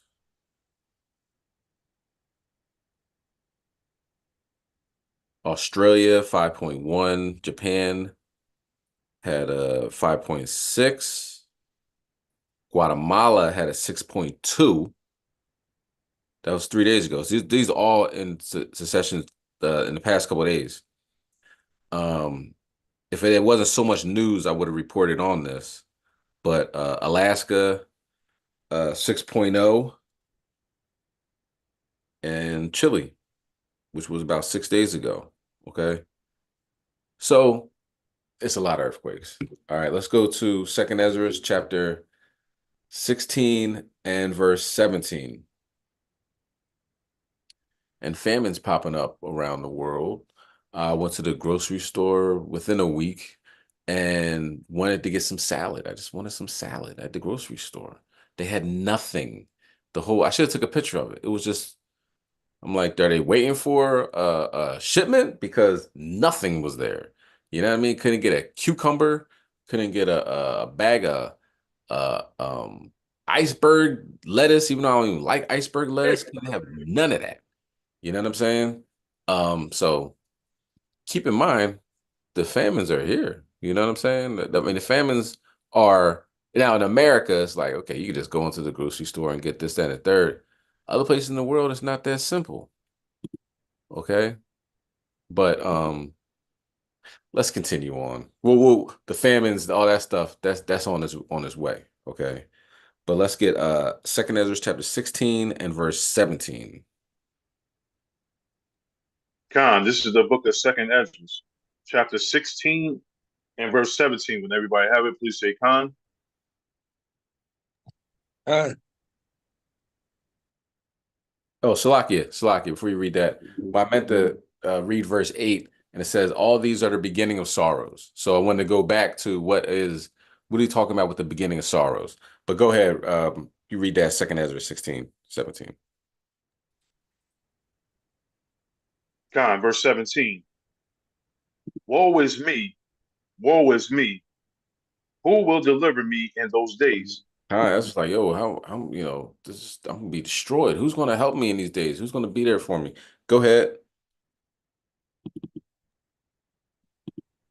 Verse 18. The beginning of sorrows and great mournings, the beginning of famine and great death, the beginning of wars, and the powers shall stand in fear, the beginning of evils. What shall I do when these evils shall come? So the beginning of sorrows is the beginning of famine and great death. Okay, beginning of wars, stand in fear, you know what I mean? The powers stand in fear, you know what I mean? These are the nations. You have presidents getting shot in the head, you got other presidents quitting before he's almost out, you know what I mean? He's like, all right, I'm going to lose the election more than likely because I can't think straight. Most High done took my mind away, but I'm not even going to finish this out. You know what I'm saying? I'm going to still be president, though. So anything that happens, they got to brief him. They got to say, hey, Mr. President, something happened with Russia. Matter of fact, it just recently, Russia and China invaded Alaskan airspace at the same time. They're like, Mr. President, this just happened to Russia and Alaska. What should we do? He's like, where's Alaska at again? They're like, oh, come on. Damn it. Get it together, Mr. President. Go ahead, Ty. God, King Salakia. The word going around in these Hebrew streets that they believe that he might be out of here already, and they just like covering up. Because they're saying like you haven't really seen any like a live recording of him, saying that he's stepping down, that fellow American of speech. He hasn't done it yet. So I mean, I don't know, maybe somebody might have seen something else, but I think that's what's going around right now, that he might be already gone. Yeah, Salakia. I was hoping he was, you know what I mean? I was praying all night. They said he was on hospice care, but I think he gave a speech tonight. He is? Okay. Yeah, I didn't see it. And it could have been AI generated, but I didn't see it. And he says, I don't think he's stepping down. He's letting the next generation come in or something to that effect. But if it be the Most High's will, he can get Pharaoh out of here completely. You know what I mean? I think that would be a huge uplift for the nation. You know what I'm saying? Pharaoh's checking, and anybody else that does us dirty gonna check too. So we'll put that in. We'll put that in the ear of Yahweh Shem Yahushai, Most High willing. He'll acknowledge our prayers. You know what I mean? Can you read verse 19? Verse 19. Behold, famine and plague, tribulation and anguish are sent as scourges for amendment. You know what I'm saying? So all these things, you got to amend what you done did. You know what I mean? Go ahead. Verse 20. Verse 20. But for all these things, they shall not turn from their wickedness, nor be always mindful of their scourges. So they're not even mindful of the things that's going on. You know what I'm saying? They're going to keep doing the same thing, like it says in Revelation 22.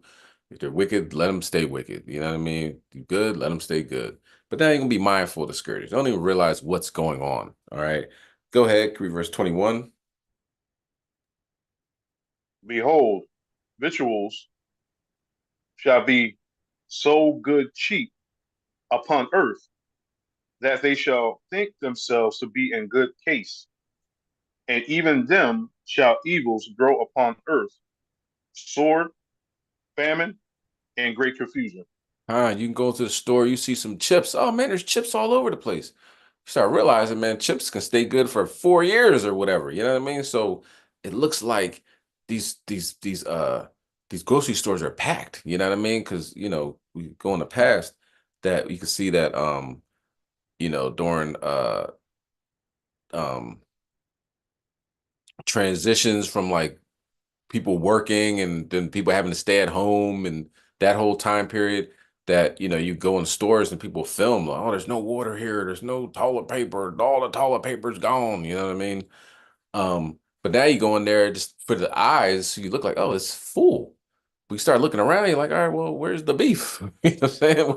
Where's this and where's that? And they're like, oh, that's back ordered or whatever. Man, listen, just because you see a whole bunch of cans of soda laying around, it don't mean that we doing pretty good. You know what I mean? It's like opposite. I went to the store and got some mayonnaise yesterday. That mayonnaise was bad 2 months ago. When we in July, 3 months ago. I'm like, oh, they selling bad mayonnaise. You know what I'm saying? But this time period we living in, keep your eyes open. All right. Go ahead, read verse 22. Verse 22. For many of them that dwell upon earth shall perish of famine, and the other that escape the hunger shall the sword destroy. Okay, so look, we're gonna watch this. I think this is Eve. Eve was snapping on him. All right. All for what? A bottle of water. And I believe she took out Ishmael. Let's watch this clip. A family is mourning the loss of a husband and father of three children who was shot during an armed robbery. A husband and father of three children. A family is mourning the loss of a husband and father of three children who was shot during an armed robbery of a convenience store near the Dallas Zoo. Police say the shooter was a 29-year-old woman. Fox 4's Lori Brown live in Dallas. Lori.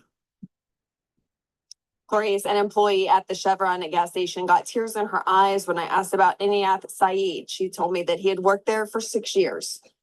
Dallas police say Eniath Saeed was 52 years old. In a GoFundMe post written while he was still alive, his son wrote, "My father was the sole earner in my family, which includes my mom and my two younger siblings who are 5 and 13 years old. My family is facing extreme financial challenges now and are in desperate need of help." A customer of the Chevron Deli Mart on South Marsalis Avenue was saddened to learn that Saeed did not survive. He's a very good guy. He was all about his job. He was very serious about his job. There was no really complaints about him. He looked out for everybody if he needed help. The Dallas Police Department charged 29-year-old Aaliyah Horn with capital murder. DPD says they got the call about the shooting at around 5:45 a.m. July 8th.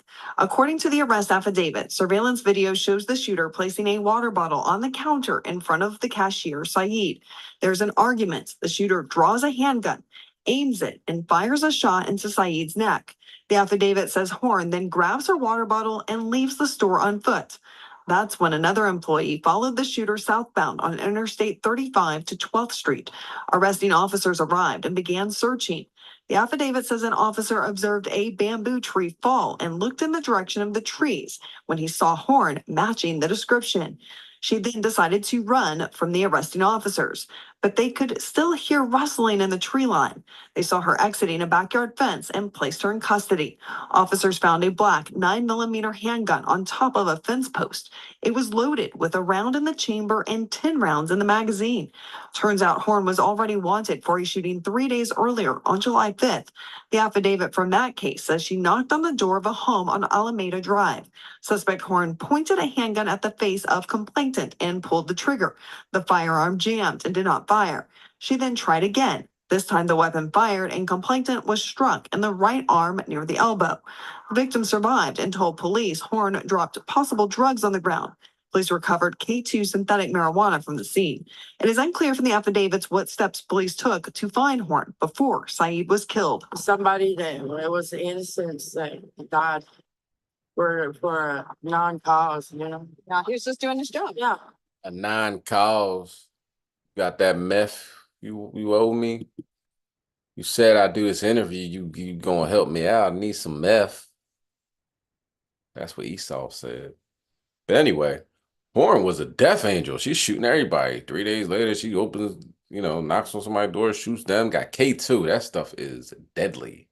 K2, if you haven't heard of it, synthetic marijuana is like, it's loony land. You know what I'm saying? People that smoke that are just gone with the wind.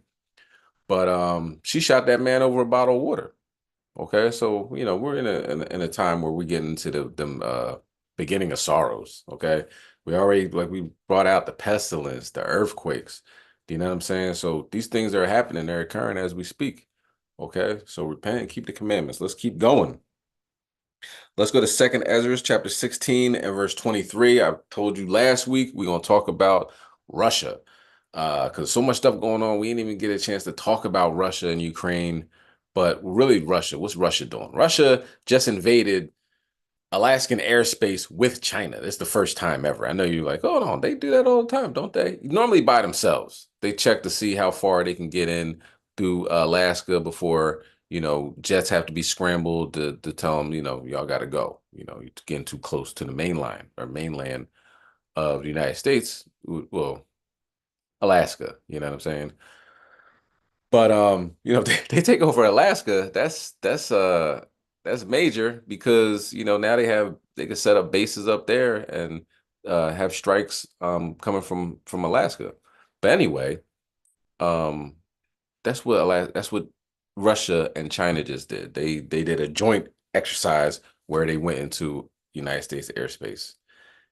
We're getting there, okay? Let's bring that out. 2nd Ezra chapter 16 and verse 23.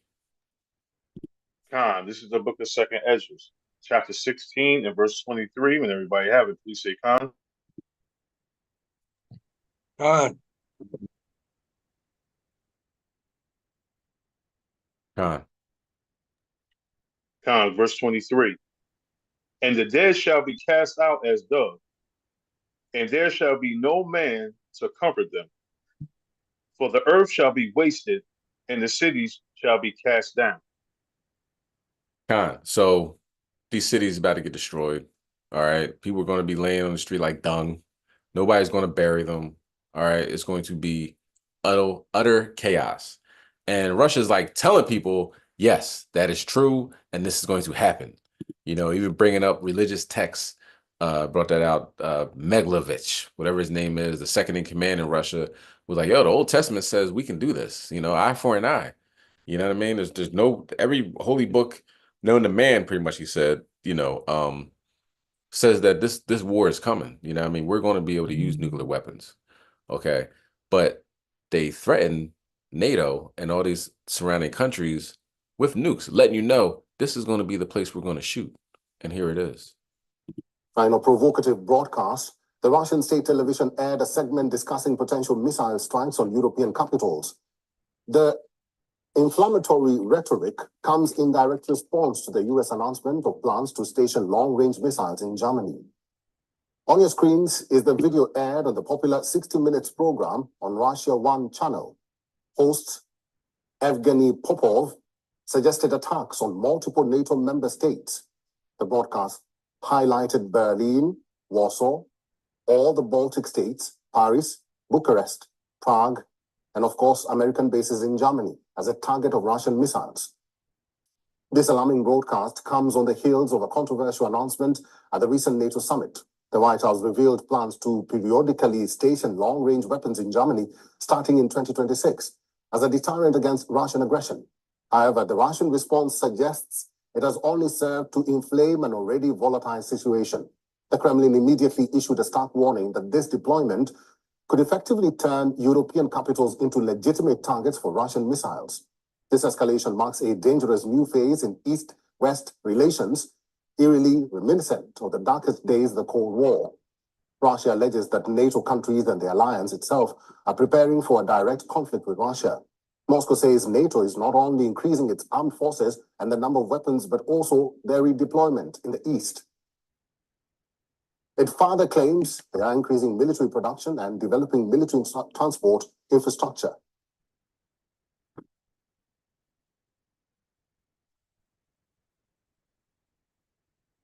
For all the latest news. All right. So Russia's like, see, we have these nukes and we're going to blow you guys up with them. We're going to hit you there. Then we're going to hit you right there. And then we're going to hit you right there. And people like, man, it's getting serious. It most certainly is.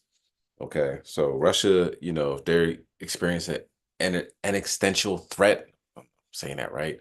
And, people are testing their sovereignty, you know what I mean? Then they're going to use the nuclear weapons. They're using conventional weapons now, but they have nuclear weapons and they're not afraid to use them. Okay. All right. So one last video, actually two. This last video is, I believe it's happened in New Hampshire. Okay, let's get St. Luke chapter 11 and verse 29. And we're gonna add, this is the last news video, but then we're gonna end with, hey, look, stopped at 144. All praise to the Most High. We're gonna end with a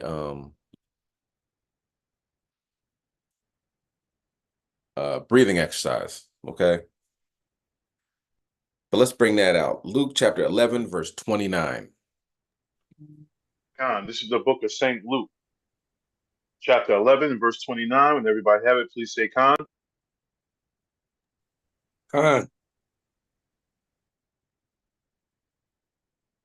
Khan.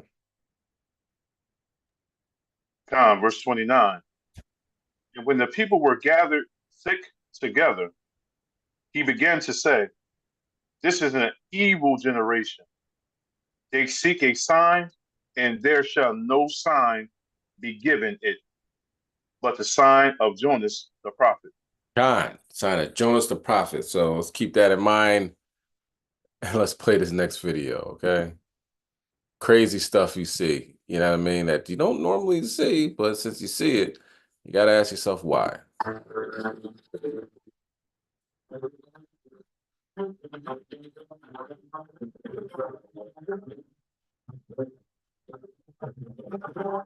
Hey, what's up, guys? Hope everybody's doing well and having a great day. In this video, we're going to coastal New Hampshire in the area of Rye Beach. You guys are going to see shocking video footage of what looks like something straight out of the movie Jaws. However, it doesn't involve a great white shark. It involves a massive whale. Article over here at WCVB.com. Dated today, this incident occurred this morning when a whale landed on the back of a fishing boat, throwing two people into the ocean. Truly unbelievable video footage you're about to see here out of Rye, New Hampshire. Article goes on to say, two people were thrown into the ocean after a whale landed on the back of their fishing boat. One of the men jumped in and the other was thrown overboard as the boat rolled. A statement from the U.S. Coast Guard confirmed that the agency received a mayday call after the whale caused the 23-foot boat to capsize. The Coast Guard also confirmed that the men who were on the boat were recovered by other boaters and brought back to the Great Bay Marina. Here's the video footage from coastal New Hampshire, once again in the Rye Beach area, video by Colin Yeager. Check this out. We're going to zoom in and take a closer look. I slow it down. You can see one of the gentlemen right there crawled over to the right-hand side of the boat. And right now it's a mystery as to why the whale jumped out of the water, landing on the back of this fishing boat, once again, about a mile off the coast of Rye Beach. You'll see the gentleman here jump into the water safely. The other gentleman's up here temporarily on the right-hand side of the boat, and then he too goes into the water, and they both were recovered safely and brought back to shore. Unfortunately, their boat did capsize, but what a bizarre event. Once again, reminds me of the movie Jaws when the great white shark came up on the back of the boat called Orca. You guys remember that? The movie from back in the 1970s? When I saw this, I couldn't help but think of that movie that was made back in the 1970s. This occurred today, however, in 2024, and this was a real life situation. And luckily, everybody involved was okay. What an unbelievable event, once again, occurring just off the coast of New Hampshire near Rye Beach. Thanks for... Off the coast of New Hampshire. Okay, so that is, for the most part, the stories that happened within a week. You know, my HOI correspondent also sent me a article about the RNC. The RNC, remember that college student that was calling the black woman a monkey or making monkey noises and stuff during like a Palestinian protest? They gave him like his own spot. Like, look at this kid right here. This is the future. You know, we still got some people that are decent there, you know, that are not going with this woke ideology. Do you know what I'm saying? So they're not pandering to anybody. They're letting you know we're very racist and we're proud of it. Okay, so all this racist and oppression that's going on in the world, you know what I mean? The Most High is going to combat that. We just have to do our part by following the law, statutes, commandments written in the scriptures. Saturday night, 10 people shot in Philadelphia one time during a what they call a legal block party. They said we're going to show up the street and have a block party. 10 people shot, 3 killed so far that I know of. What else? A massive shockwave type of explosion happened at Yellowstone. The boardwalk that people walk on to see the geysers pretty much exploded. Okay, so it's a lot of activity going on in Yellowstone. Also, what else? Give me 1 second. Brittany Griner said, "I'm the pappy." So, oh, you know, because she's getting interviewed and she's like, okay, yeah, wow, how's motherhood? She's like, nah, pops. Sure, Brittany, sure thing. Okay, yeah, only if you say so. But in America, you could just say it and people got to go with it. Like, oh, okay, all right, Dad. You know what I mean? Obviously, you don't have to go with it, but this is the American way. All right. I think for the most part, that is all. Of course, Kamala Harris is going to be she's running for president. Jim Crow Joe Biden is out of the race for re-election, something that doesn't happen often. I can't think of it ever happening in my lifetime. Okay. A New York judge threatened to shoot a group of black teens at a high school graduation party. Judge Erin Gao, a Republican. She should be removed from her $232,000 and $232,600 a year job, saying let's shoot these kids. All right. Earthquake swarm happening right now in Hawaii, and there's plenty of other news. So that's just the amount that I can go for right now. So what we're going to do is we're going to do the breathing exercise for the lymphatic system. It helps cleanse your body of toxins, and you can excrete them out through your waste, right? So I want to do that as 4 minutes. If you're not, I don't want to do the breathing exercises, man, let's get to the business. You know what I'm saying? But this is one thing that I definitely encourage. Learning how to breathe, learning how to relax yourself. Remember, the Most High came to Elijah as a whisper. You know what I'm saying? So we got to really get into that in these last days. All right. So we're going to end on that, and then we'll say the closing prayer. I appreciate y'all rocking out with me now. All right. So remember, if you can't hold your breath, you're supposed to hold your breathe in for 4 seconds, hold your breath for 16 seconds, and breathe out for 8 seconds. So you can't, I can't keep that long. You know what I mean?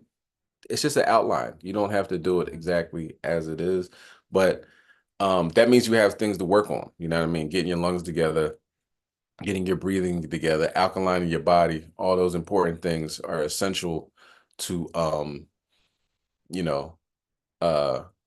in this walk. You know what I mean? Keep in mind, having our mind clear, our body clear, everything working on all cylinders.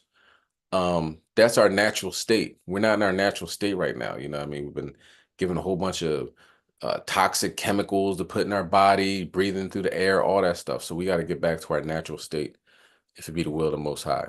All right. So let's begin. Shalom, Israel. Oh, also, if you can't hear the breathing in this because of the Zoom or whatever platform we're on right now, you'll be able to hear me say breathe in for 4 minutes, breathe out for 16 seconds, not 4 minutes, breathe in for 4 seconds, breathe, hold your breath for 16 seconds and breathe out for 8 seconds. So if you don't hear the actual breathing, then I mean, you shouldn't do it. You know what I mean? Just keep in mind, that's what we're doing. Let's continue. Today's breathing exercise is designed to encourage the healthy flow of the lymphatic system. The lymphatic system is a crucial part of removing toxins from our body. We will begin with breathing in for 4 seconds, holding for 16 seconds, and breathing out for 8 seconds. Breathing in through your nose, holding, and then breathing out through your mouth. You can either do this exercise laying down or sitting up. Let's begin first with some warm-up breaths. Breathing in through your nose and out through your mouth. That's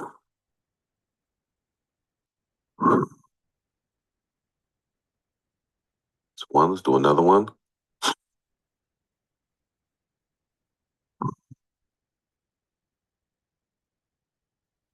Okay. Now that the lungs are warmed up, let's begin with round 1.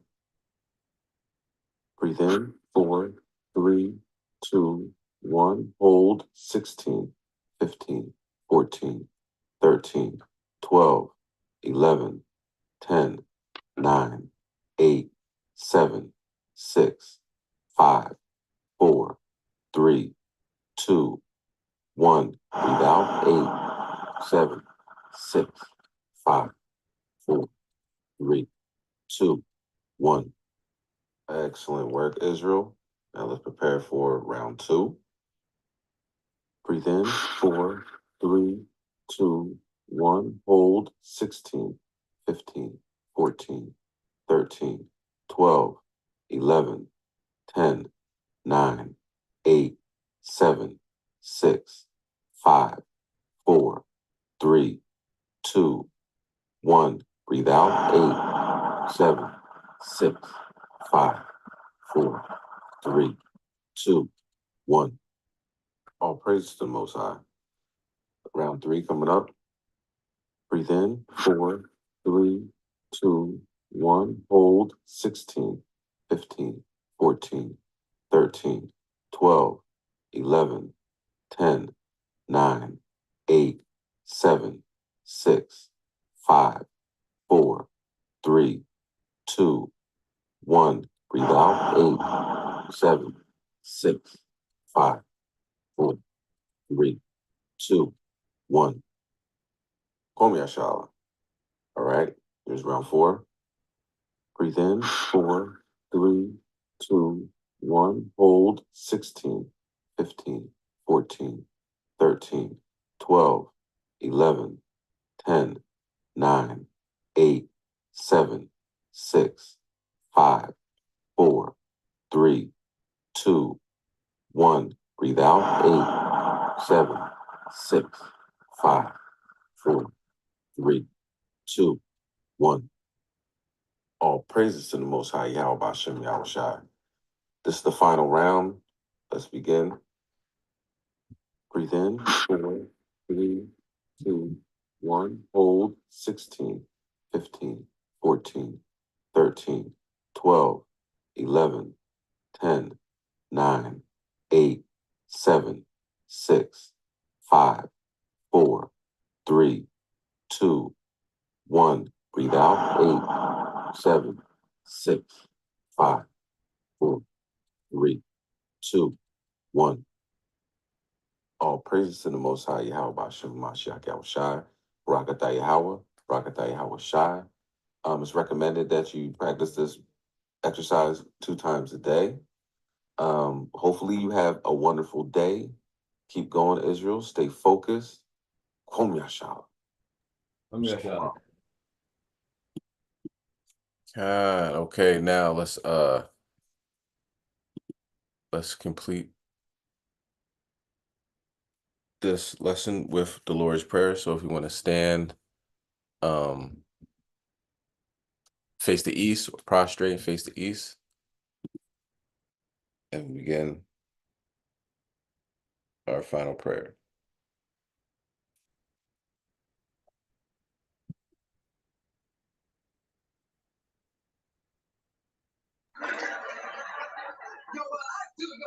Mute your phone, mute your phone. We're about to pray, mute your phone. It's the Lord's Prayer in Paleo Hebrew, Abanawa, Shabbat Shemayim, Quadash, Hayah, Shemka, Yahweh, Malachwaka, Daba'a, Ratazaka, Ayah, Aisha, Barataza, Kawa, Hayah, Bashamayim, Natananawa, Lacham, Kau, Yawam, Wasalafnawa, Kabawafnawa, Kasalafnawa, Kabawafinawa, Wala'a, Dabenawa, Banasai 1, Abal, Hawashinawa, Mayan, Rai, Kaya, Laka, Amalakwa, Wa'ala, Watapala Raf, Lai Wulamyam, Amen. It's the book of Matthew, chapter 6, and verse 9. After this manner, therefore, pray ye, Our Father, which art in heaven, hallowed be thy name. Thy kingdom come, thy will be done in earth as it is in heaven. Give us this day our daily bread, and forgive us our debts as we forgive our debtors. And lead us not into temptation, but deliver us from evil. For thine is the kingdom, and the power, and the glory forever. Amen.